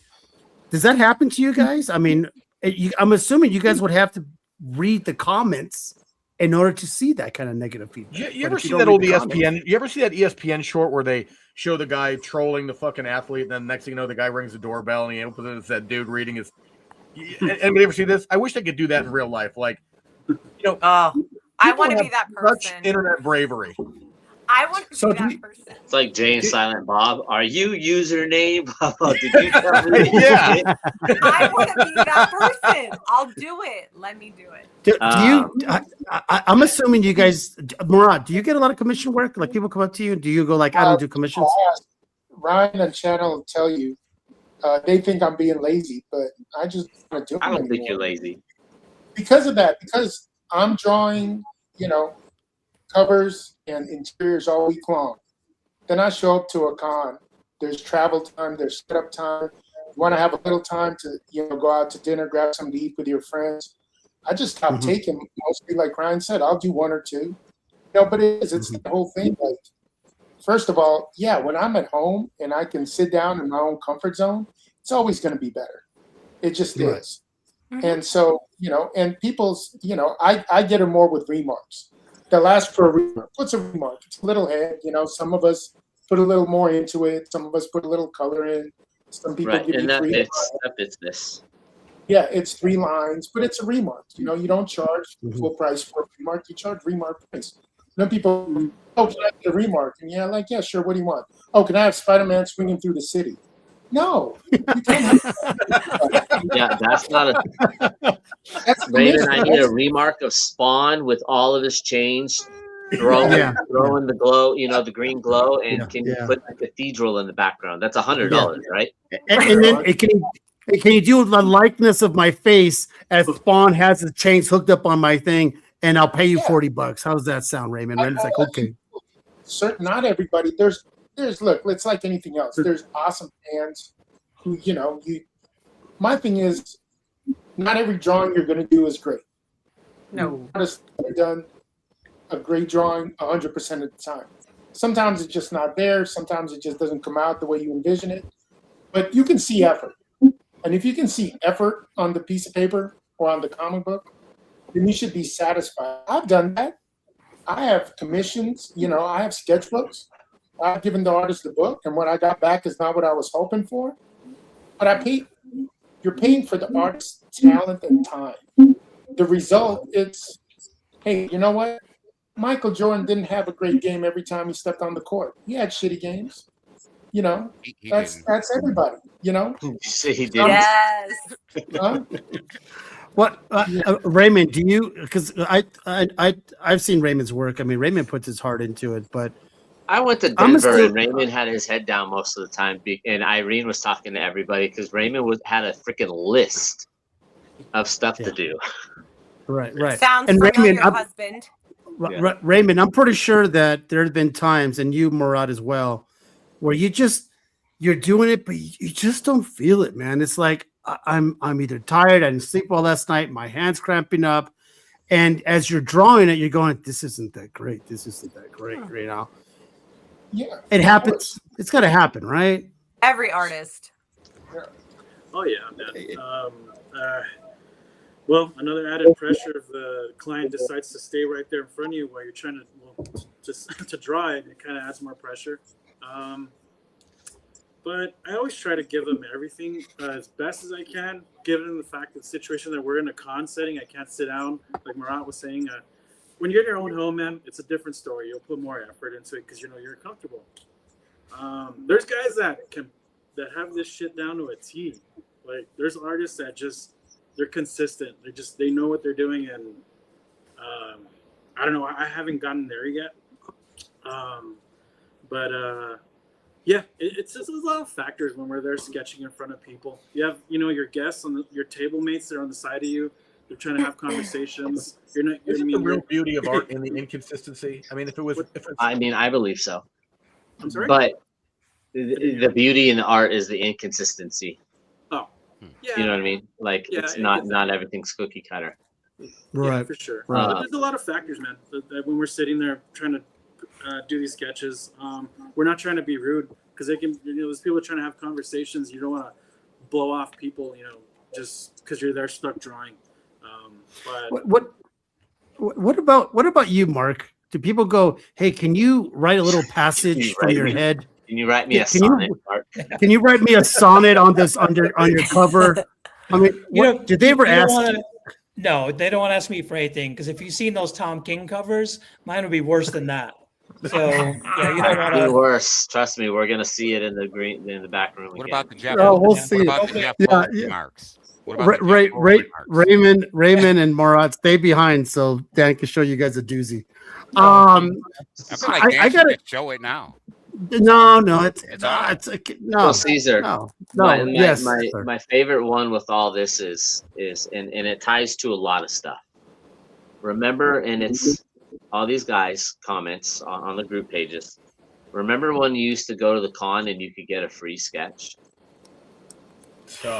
Yeah, but do you remember like how non-existent those free sketches were? Like they were just quick. They were 30 seconds in, boom, boom, boom, boom. It's when people were like, yeah, remember when it was free? Yeah, but then you guys started asking, can you draw Superman holding the planet freaking Krypton together with Crypto beside him?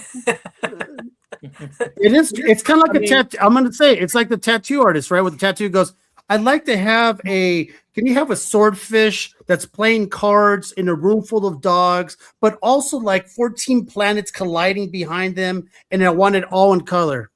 Oh, by the way, paintbrush. I want it sort of like a paintbrush color. As a matter of fact, I go back. I think everything is relative, right? Like to your point, Ryan. I don't even think it's like what they're asking you to draw as much as I think what Marat said is like everybody's got to eat now. Back then, 20, 30 years ago, things were cheaper. You could give things away. It wasn't such a big crisis. Now it's not. I mean, we just don't give things away anymore because time is money. I got to eat. And so I don't know if it's necessarily, I mean, I know what your point you're making is like, oh, they want these intricate drawings. But I think the reality is nobody should be going to a con. And I really hope, I know you're just being sarcastic, thinking, oh, they're going to sketch for free. Or I'm not being sarcastic. That's unbelievable, man. I mean, they should take the big cane and just pull that person out of the con. Marat, you and I have been doing this a long time. You longer than me. How many times have people still asked you, do you do free sketches? In the last, 10 years, pretty much nobody, because the industry's changed. But it's also changed from the perspective of you used to go to cons as an artist to promote your work. You weren't there to make money. It also didn't cost us $5,000 to go. Right. It was a big networking thing, right? That's what it was. I remember, people didn't charge for tables. Like you were comp tables at every show you go to. A lot of shows now. A lot of interview. Now what are they? 5,000 a table, or depends where you go, I guess, right? Depends on what show it is. Right. Commercialism rules the day. I think present day. Yeah, it is what it is. I remember when gas was 99 cents. Like that was great. Oh man. Oh my God, me too. I'm never gonna pay that again. It was great when it happened. I remember when you can go to a movie for like $7-8, you know? Yeah, but for some reason we get attacked for it all the time. But you don't see Marat going on pages going, I used to pay 99 cents for gas. What happened to those days? Well, come on. But people do that because they're mad, they're angry, and they're bored and have nothing else better to do. They have to bitch about something. That's what those people do. Ooh. And I would love to be the person that goes on and go, will you find something better to do with your life? Like, go fucking knit a blanket. Do something other than bitch about something you know nothing of. I can't, Irene, but I love to. To Irene's point, I've seen Raymond's commissions. She's not lying, dude. His commissions are freaking spot on to like cover quality. Like Raymond's just dope. So if you can get a commission from Raymond, do it. I used to try and do that, and I gave up. I was like, this takes too damn long. It's not worth it. Not for what they pay at a con. Do you guys get what Stop doing that. Asking for the donation. One guy that goes around asking for the donation sketch. Oh, there's tons of those. Yeah. And then they're on eBay. And then they're on eBay. Donation to their pocket, right? Yeah. Okay. Yeah. My mom needs an iron lung. Raymond, you need to remember the difference between an at-home commission and a con sketch and understand the variant and cost. Oh, I heard Irene try and tell him that a few times. You need to remember. He just gets into it. It's fine. There's nothing wrong with it. I was just at Heroes Con, and I got to see Kari Andrews there, and I asked for a little remark, and I mean, extremely happy. I mean, is this cover quality? No, because that's his cover. Is that a it's great a remark? fucking remark. It's not supposed to be cover quality. It's friggin' awesome. And anybody who says that's not good enough, I would question.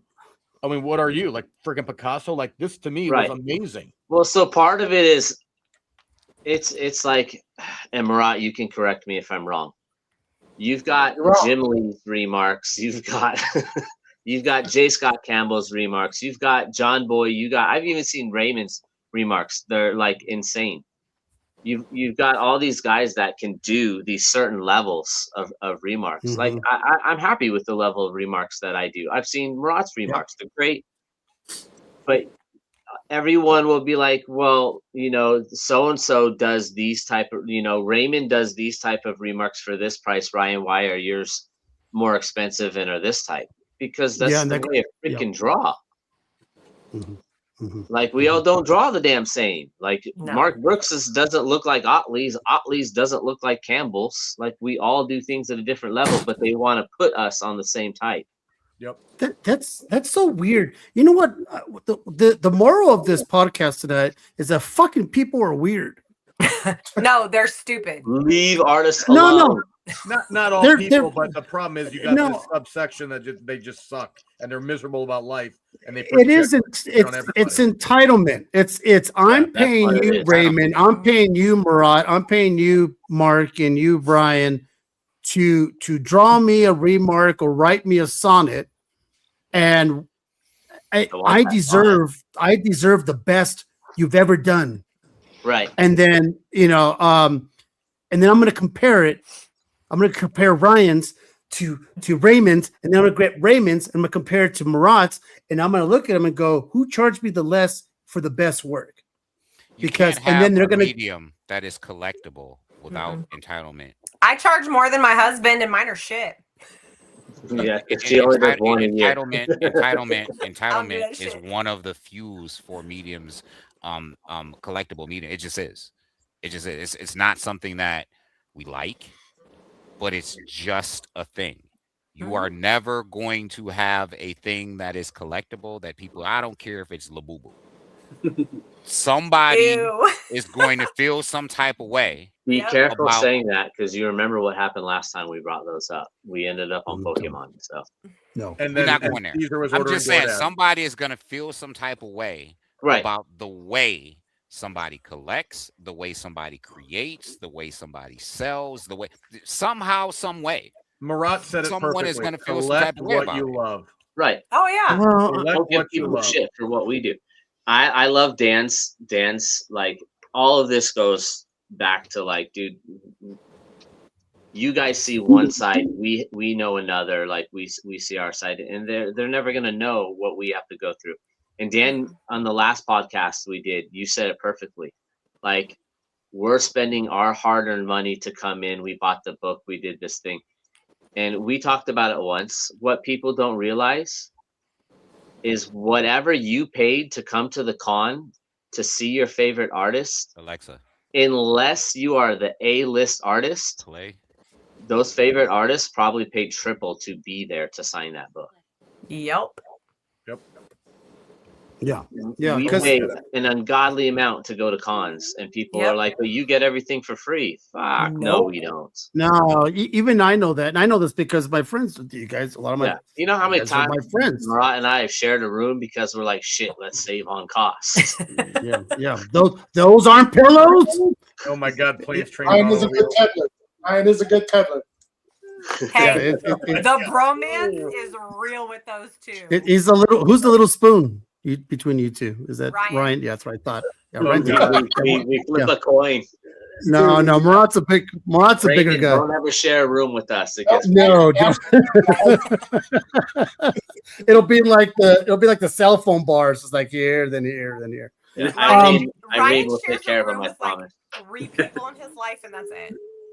But you know, it's interesting because I know for a fact a lot of you artists, and even you guys here, sometimes you guys, when you guys go to the cons, you come out in the red. A lot of times you guys don't even bid. You're like, you're like, why did I fucking bother going? I spent the lodging, the table, blah, blah, blah, and I didn't make any money. Because there's a lot of, because you guys can't forecast, right? You can't go, I'm going to fucking knock it out of the park at this con. You don't know the temperature of the con because you just it might be a dud for 2 days out of the 3, right? And you're like, I didn't know this. I just didn't know. Or 4 out of the 5, or how long the thing is. And I feel for you guys because a lot of you guys also have to haul all your shit and your banners and the books and this and all of that. And it's a lot. It really is a lot to come back either even or just in the red and go, well, what am I gonna do? Not go to cons? Right. I mean, you're gonna go if you don't go to cons, you get shit on too. For not going to the cons. For not being at cons. Well, he never shows up at cons, so I can't get him. What is the number as we're winding down to the show? And I'm gonna ask each one of you, including you, Mark, I want you to be part of this as well. What is, and I'm gonna start with you, Marat. What is your biggest pet peeves? Your biggest pet peeve at a con? For me, it's probably most conventions don't take really good care of you. Like, that's just honest. Most cons, if they comp you a table, unless you're an A-lister, obviously they pay those guys, but even those guys don't get what they should. To me, is most cons, don't take care of you. Maybe they comp you a table. Some cons, you go like, hey, I'd love to do your show. And they're like, hey, table is $250. And you're like, we bring people to the con. If it's $250, that's a bad con. Yeah, well, I'm not even talking about like the big shows, So that's a pet peeve of mine. I mean, I'm always hanging out with hot flips because they're buddies of mine. They're all at all the shows, and I don't have to deal with any of the crap that a lot of artists have to deal with. Sometimes, big shows like New York or C2E2, San Diego, you can't even get a spot. You can be a guy who's working in the business, and they just decide this year you're not getting a spot. Like, it's ridiculous. So to me, that's my biggest, because you want to go to the con, you want to have fun, and you want to meet the fans, and you want to make some money, but when the show doesn't take care of you, again, you put all the pressure on yourself, I love meeting fans. I love meeting people who have supported my career for 30 plus years, but I don't want to lose money doing it. Right. It takes the wind out of your sails, right? It kind of like, and I still got to pay $20 for half crappy chicken tenders because I can't get food. Exactly. So that's my personal pet peeve. The other parts are, that's just part and parcel. Like, hours are long. Sometimes that sucks, but that just is what it is. Take care, Carm. Thanks a lot, Carm. All right. So, Mark, what's yours? So mine's weird, and I guess mine is like recent. So at Free Comic Book Day, I had all my books out. You have a rack, and this guy's flipping through stuff, and he pulls out an issue, and it's priced like $5, and he's like, "Would you take 3 because it looks like there's a little bit of a dent up here in the corner?" And and I was like, I had to bite my tongue, but I'm like, dude, you can just put it back. It's cool, man. Just don't buy it. Yeah. Does that happen? Does that happen often? Oh yeah. I mean, for me, like that was the first time it happened to me. And then when we did a signing last weekend, somebody was like the same thing because Ray did a cover for us. And this person was like, picked up everyone and looking at it, pulling up to their eyes, hold up to the light. And I'm like, dude, just you need that 9.9, bro. Yes. Yeah, he wants that 9.9 10.0. Yeah, I don't guarantee shit, so no. Raymond, what's one of your biggest pet peeve and nothing from the show in Albuquerque because we know the guy who ran it here. Albuquerque's great. It is. It is actually. Nope, I can't tell you, man. I haven't. I don't know. I feel like I haven't experienced enough, but everybody has something. Ask Irene, she'll know. Yeah. Ask Irene. Irene, you can chime in. What's your biggest pet peeve at a con? Because you know what, you're right. Raymond's head is down the whole time. Yeah. So that I should be asking. I'm asking the wrong person, Raymond. Yeah. So Irene, if you're still, there you are. Irene, tell me what is your biggest pet peeve? At a convention? No, at the house. Yes, at a convention. Irene, he's sitting next to the biggest pet peeve. Yeah. No, he goes no at the house. You know what? There's like underwear's everywhere. It has nothing to do with like con goers. I think it's more with like creators, like the showboatiness, like people just kind of like going and like kind of like one-upping like other creators in terms of like where they're currently working, or you know what I mean, kind of like doing like a show off, like a peacock thing. I think that I'll agree. There's being interested in what each other are working on, and then there's like, oh yeah, well I'm working on this, I'm working on that. I just line that shit up. Yeah, interesting. They don't want to hear what you're working on. They just want to talk about what they're working on. Yep. Yeah. They want to know what you're working on, Raymond, so they can say, "Oh yeah, well hold my beer." One up you. Yeah. Hold my beer. Oh, you're doing 2 covers? Well, I'm doing 2.5 covers. Yeah. You know, right? I hate those people. I like to shut them down. The one-uppers. Yeah, those the one-uppers. Marat and I usually get them. Well, how's your show going? How you doing? How much money you making? Like, I don't know. God. It's not everybody, obviously, but there's like those like few people that you normally wouldn't like have a conversation with, you know, like or just kind of just sit there and just talk to. They just come over just to, I don't know, just kind of like pick and that's my pet peeve. Like you can kind of spot out like the genuineness with certain creators and certain, you know, people, and then you can kind of spot out the people that aren't as genuine. I feel like someone who's threatened by you on some level personally is going to come over and be like, yeah, I'm doing but there's a lot of those. I'm doing there's a lot of those. I'm doing this. Yep. Well, in case you guys were all wondering where Irene was at, she was holding the phone the whole time on the show. I was. I'm the reason we had technical difficulties. Yeah. You got to lay off She that was pack. pulling the cord. Ryan, I'm saving you for last. What's your biggest? Oh pet man, peeve?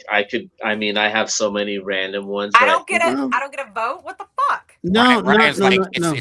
It's people. It's artists fight back, not artist wives or representatives. Hey, I'm on the other side. You gotta point that way. No, to me, you're on Ryan, this side. Ryan, we're really gonna miss Well, you. because you're pointing at Raymond right now. Yeah, Ryan, Just No, let you know. it's nice. But on my screen, I'm pointing to Ryan. Ryan, I gotta Raymond's tell you, like, Raymond's like, it's how been the fuck very did I nice get into knowing you, this? bro. It's been very nice knowing Ryan's you. He survived worse. He survived worse. Marat, you know where all my good stuff is, bro. She about to hit you with the force choke, bro. Yeah. Yeah. I think one of my biggest pet peeves that people can do at a con is the people that have no idea where they are. And they're like, so why are you drawing on that? Oh my god. What do you mean? Why is this comic book $700? Well, I drew it. What do you mean you drew it? I drew on it. I don't understand what drawing. you mean. Oh, well, wait a minute. You mean they literally? Wait, hold on. So they have no drawing on a sketch cover. What you think, Caesar, has happened. Put yourself at the bottom, bro. I will be drawing on a sketch cover, and we'll have art out. Sketch covers out, pre-done ones. Sure. Right. Why is this $500? Well, because it's a sketch cover I drew. It's an original piece of art. What do you mean you drew on it? As I'm drawing on one. What do you mean you drew it? I don't understand. But why does that make it so expensive? Because it's one of a kind. But there's lots of comic books. There's lots of them. I've seen lots of them. But there's only one of these. Like, it's hand drawn. Every show I get one of those. I don't understand. I had one at New York City Comic Con. Yep. And the dude got pissed off at me because I had to ask him, like, do you know where you are, dude? He's like, but I don't understand why you have comics on your table, because I draw them. He's like, why are you drawing that? Ryan's like, well, here's why. He's like, cool. No, he still didn't get it. And I looked, and I was like, you bought a ticket, right? You know Shout where out you to all walked of in our with a big fucking sign. autistic comic collectors. Shout out to you. We appreciate you as well. Like, has nothing to do with this. We appreciate you all. Autism has nothing to do with this. We appreciate dumbness. Yeah. But yes, that's what it is. Caesar, that happens. Stay tuned for the Rain Man exclusive coming from Wow. from Ryan. Well, I'm a little shocked that people will actually. So I guess they're just tagging along with somebody. They're there for whatever celebrity is they want to meet. Yep. Oh. You should do a Rain Man homage. Comic side. I got you. That used to be my favorite answer. Why people would say, "Why do you charge?" Marat, what did you used to say? The signature charge. I'm going to charge. That was kind of my thing. Yeah. You know? If Like, you just you're- spent $40 on the guy that did one TV show in the 80s, I'm charging you $5 for my comic that just came out. Interesting. Yeah. Wow. It's surprising that people are getting dumber. Well, I mean, it's not. Is it though? No, not really. I'm just filling the air until waiting. I'm just killing time. You know, it's kind of interesting that I love getting the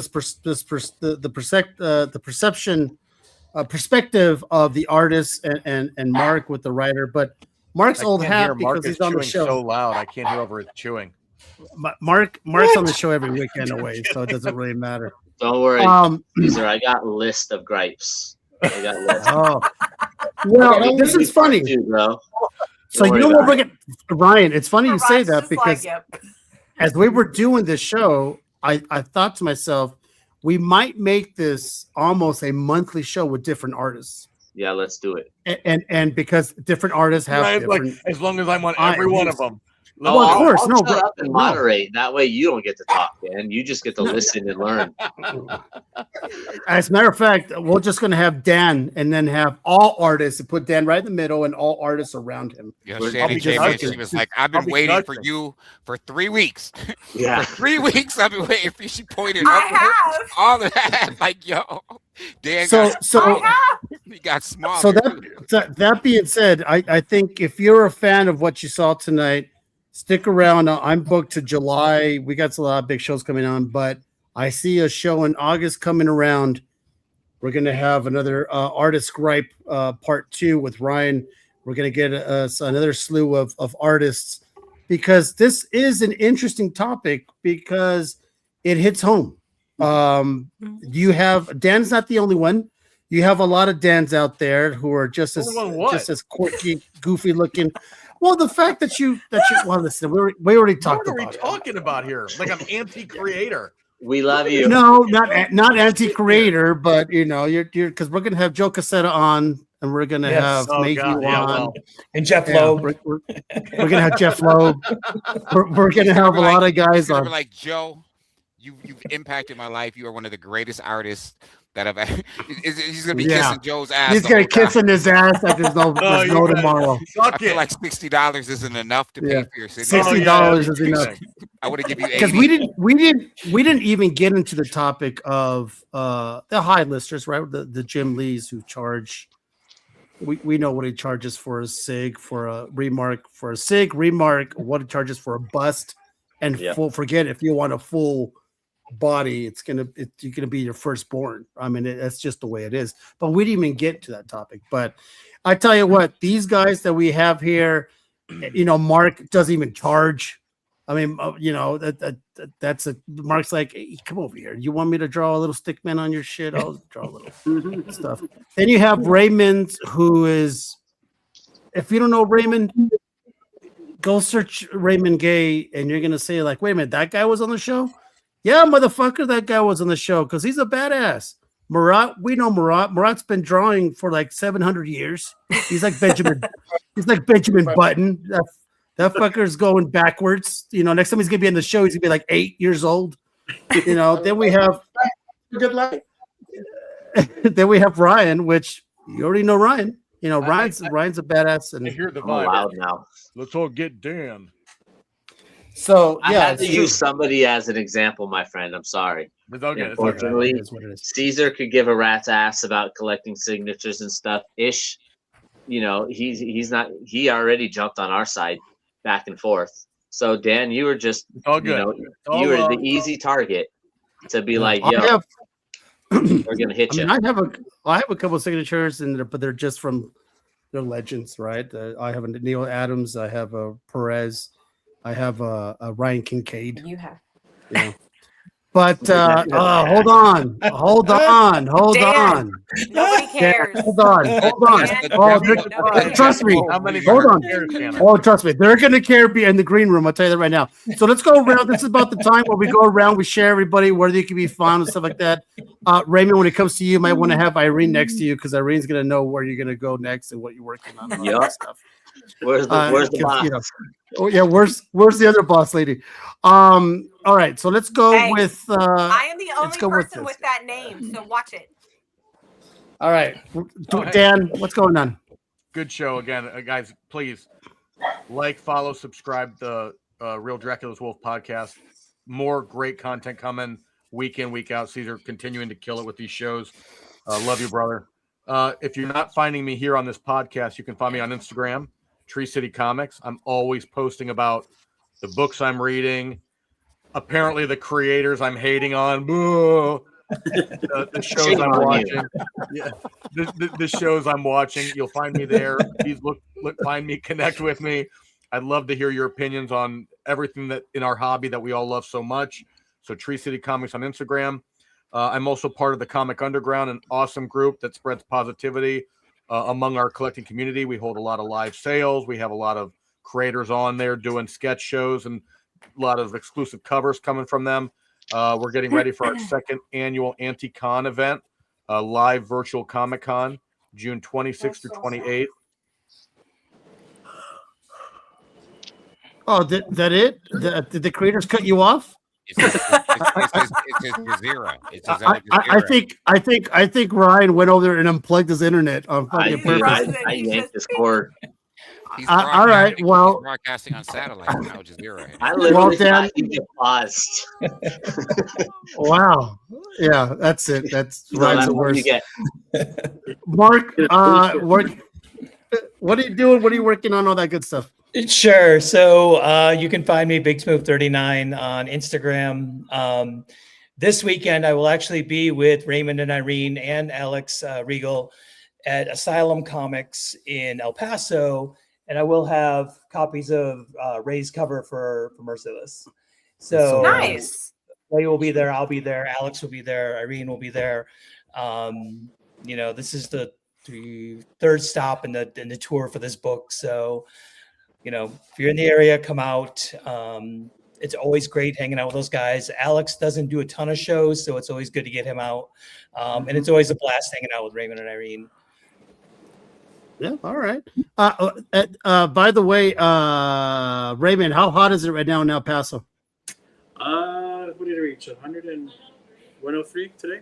No. Okay, I don't care. No. I don't care. I'll be canceling next weekend. I'm sorry. So glad I'm in New York. Hey, oh my God! Hey, Dan, did you want to finish saying something before you froze? Well, I don't know what happened there, but it's good. It's good. Let's keep going. That's fine. Okay, you're good. Okay, all right. Let's go with. I hate to do it, What's but I that? have a show I got to start, so I'm gonna have to run. So, Oh, Marat, go say what are you gonna do? What's going on? I got a Whatnot show that I have to get going. I know, but what are you working on? Where are you going to be going? You going to con? He's like, or I'm what's going on? to Whatnot right now. Yeah, I'm going to Whatnot now, and I'll be in Fan Expo Anaheim next week, and then next show after that will be San Diego. So I'll be at a couple of shows this month, and you can find me on Instagram or Facebook or obviously Whatnot, and it's always at Marat Mychaels. So. All right, Easy to all right. find. Get out of here, pal. Get out of here. Get out of here. Thank you Well, guys for Ray, having pal. me. Love you. Come hang again. Anytime, bro. man. Come hang again, man. Anytime. Later, guys. Yeah, we got you. That was All right, let's go with. Let's see. Where's Raymond up? You didn't see Rain. it when you were on here. What's up? That's your bad. I'm about to call on you, Raymond. It's okay. You know that I'm about to call on you, Raymond. Where's Irene? Yes, Tyler. Oh, she's eating. Oh, forget it. All right. Well, then go ahead and tell us, man. What do you got going on and all that good stuff? Well, I mean, you can find me Raymond Gay on Instagram, Facebook, wherever. Next stop we're gonna be at is with Mark this Saturday with Alex. Next big shows are gonna be limited, San Diego and New York possibly, and that's about it because I'm getting slammed with a ton of work. So my con. I guess life is going to be very minimal for the rest of the year. But yeah, man, I'm easy to find. I mean, there's not a lot of Raymond Gays out there, so. No, that is true. That is true. There's a shitload of Cesar Morales as I found out.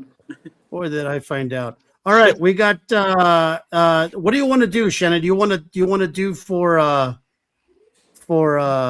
it's me. You want to do for this guy for your husband? Wait, hold on. This fucking thing. You know what's going on? Oh, here we go. You want to talk for Caesar, your husband as well? Confused. Listen, at a certain age, son of a bitch, are you going to speak for Ryan? Do you want me to talk? I can't hear anything. Okay. I can talk for me and sake. Ryan. Depends on what you want to do. Ryan will No, that's be fine. at PCB this weekend releasing his first Black Cat cover for Marvel. It's for Black Cat number 11. It'll be live on eBay. He'll be doing sketches, remarks, all those things. Next month, we will be in San Diego. He will be live at the eBay booth for a couple of days. We're only going to be there for 4 days because I'm going to stay in the whole time. I've got to go make, talent relationships and shit. He'll be back in August at PCB. And then I think the show after that will be New York. Fan Expo Dallas in September. I think I'll have that, and we'll have New York. I think we're gonna do another Kickstarter this year for Persuasion 6, and then we'll be packing up and getting everything ordered for Con Artist 6, 7. I lied. Con Artist 7 because we just finished that one when he gets back from Panama City Beach. And yeah, so that's what I think is going on with us right now. All right. Well, I'll tell you what. Husband, you're on. Ryan, you want to say something? Peace out. Buy my book. Okay, No. So yeah, as she said, Black Cat number 11. What did you, babe? I can't hear you. Well, that's your fault. Everybody else can. That is gorgeous. Shoot that fucking remark. Yeah, there's a remark for you. There you go. That's a remark. Ryan is also one of those guys. I put Ryan up there. I put Ryan up there with the remarks with John Boy and Bartling, and Raymond. I don't know if I ever saw one of your remarks, but next time I see you, I'm gonna Raymond. Next time I see you, I'm gonna have you sign something that I won't read. Okay. Next, we're gonna have I save the man for the man with the hype. What's going on, my brother? Yo. So first of all, I gotta say, shout out to Caesar first and foremost for another great podcast. What a treat, man! What a treat. Raymond Gay, Marat Mychaels, Mark, Ryan Kincaid, and we even had an appearance from Shannon. Like, what a treat! Listen, I need y'all. First of all, I gotta say on behalf of Dan, and I really have to say this on behalf of Dan because Dan is a man of means, by no means king of the road, if you will. When Dan speaks about his gripes, so to speak, with artists, it's really coming from the purest place because, like I said, Dan is a man of means. Dan could pay for all of these. To him, it's not really about that. It's about the kids. And we've had these conversations. He just kind of feels like kids should be able to, be able to get something that they want. And so I just want you guys to know that Dan isn't coming from this place of I'm opposed to artists charging their value or what they're worth. That having been said, Dan is a gentleman. Check him out on Tree City Comics on Instagram. Follow the things that he does. Raymond, pleasure to meet Raymond. Listen, I need everybody to follow Raymond, follow Mark, buy their book. Buy their book. Go and buy it. Right? Dave's got a book dropping. First Marvel book. We're all going to show up and support him, right? He just came on and he just spent 2 hours of his life giving you great content. He always comes on. Literally always comes on and drops great content along with his wife. You can find her regularly on the movie review shows. So hell yeah, man. Please go and support Ryan and me. I'm Issue X. I'm that dude. I'm the Robin Hood of the unfair market. The owner and proprietor of Comic Sense. I guarantee the best value anywhere, period, on new books, keys, and specs. You can find me on Instagram. You can find me on Facebook at COMIXSENSE, Comic Sense, or ISHUE.X, Issue X. That's what it is. Appreciate you all. Make sure y'all go over to the YouTube channel, press all those buttons, follow, subscribe. We're going to keep bringing dope shows every week. Thanks to Cesar Morales. That's what it is. Oh, yeah. That's right. Look at that. So if you guys like what you saw about these artists, we're going to be having a second part coming up, maybe in August, with a different set of artists. If you'd like to see Raymond's face and a special appearance by Irene, stay tuned in July. We're going to have a Latino panel. And so far we got ourselves Raymond Gay. We have David Sanchez. We have Gonzo. And I actually asked Gonzo to ask one of his buddies to jump on. And it should be, let's see. We'll see what happens. But it's going to be all in Spanish. So make sure you have your, your translation thing on there so it converts into English. You don't speak Spanish. Yes, I speak Spanish, you son of a bitch. Who said that? Ish? Is that you? Me and Ish. That was me. That was me. Yeah, of course I speak Spanish. What's wrong with you? I'm from LA. Hell, you're from LA. You're from LA, fool. You speak Spanish, Brian. That's called Spanglish. Yeah. No, I speak Spanish. What's wrong? Dan, we'll have our own podcast that night. It's okay. What are you talking about? Dan looks Mexican. He's just gonna sit there with the flannel. You'll be perfectly fine. Is it really gonna be all in Spanish? No, it's not gonna be all in Spanish, you moron. It will be perfectly fine. I just don't want you to get ice, man. I really like it. Yeah, you're gonna be on, and Mark's gonna be on too, and everybody else is gonna be on. And by the way, subtitles though in English if you're gonna do that. Well, I noticed that when Shannon put the microwave on, that Raymond's internet I got haven't better. heard one thing Caesar has said. I'm just saying. Okay. It's okay. Next week we got next week. What's going on next week, everybody? I'll tell you right now. Tune in next week, and we're gonna have I don't know yet. It's in the air. All Pokemon. That's right. I gotta talk to some people, some guests. We're gonna watch Dan It should get be on the interesting. Sam's Club app and try to get That was Pokemon cards terrible. again. That was so terrible. All right, guys. Listen, you guys are fantastic. Thank you so much for joining every Tuesday night, 9:15 p.m. Eastern. Do me a favor. Help a brother out. Go to my YouTube channel. Subscribe, like. Please. Before y'all it's go, tough, buy man. every one of their books. I mean it. Follow Raymond, follow Mark, Ryan Kincaid, man. Really support them. Brian, thank you for working on my Thank remark you. tonight.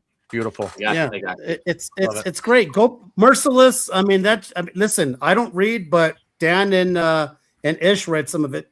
They like it. I read all of it. Before we go, All of it. I think this is important because we just saw 2 dope covers. Can you show that Merciless cover again? And Ryan, can you show that Black Cat cover again? Really? Who's gonna go first? Really. What? Hold on. Let me show him. Look at that Raymond Gay goodness. Wow. And then I'm gonna. All right. Now I'm gonna go also to. Here we go.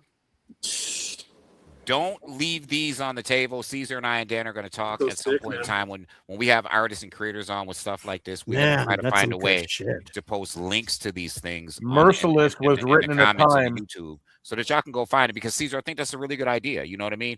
You could literally post links to the YouTube and the write up so people can go find these. So that they should, because this is fire. That both of those covers are fire. I really want people to support Mark and Raymond. That cover is crazy, and I really want people. This is Ryan's first Marvel cover. Yeah, like what we doing. Make sure y'all go and support that. Really support that. Yeah. Like he's not getting any money to come on this show and sit and give us 2 hours. No, because he loves me. Like he does it because he loves me. But he's giving you something of himself. We just had a whole conversation today about artists' worth, creators' worth. And he is giving of himself freely. Raymond is giving of himself freely. Mark every week is giving of himself freely. Man, return that blessing. These are fire shows. Return that blessing, man. You're right, Kevin. Pay. Ish is a hype dude. I love him. It is so true because listen, if there's anyone to support here, it's gonna be Raymond Gay because he definitely needs a new iPhone stand. We need the characters and Merciless had better Wi-Fi than Raymond Gay has today. Oh my God, Raymond, that's rough, right? Thank you, Kev, man. I appreciate it. It's rough, right? It's rough being on the show. I told you it's after dark. Yeah. Did you warn him? You should. You know what, Raymond? I should have warned you.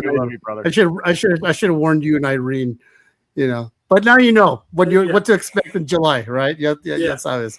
All right, here we go, people. Thanks a lot, everybody. Thank you so much, and we'll see you next week. Peace. Remember, don't.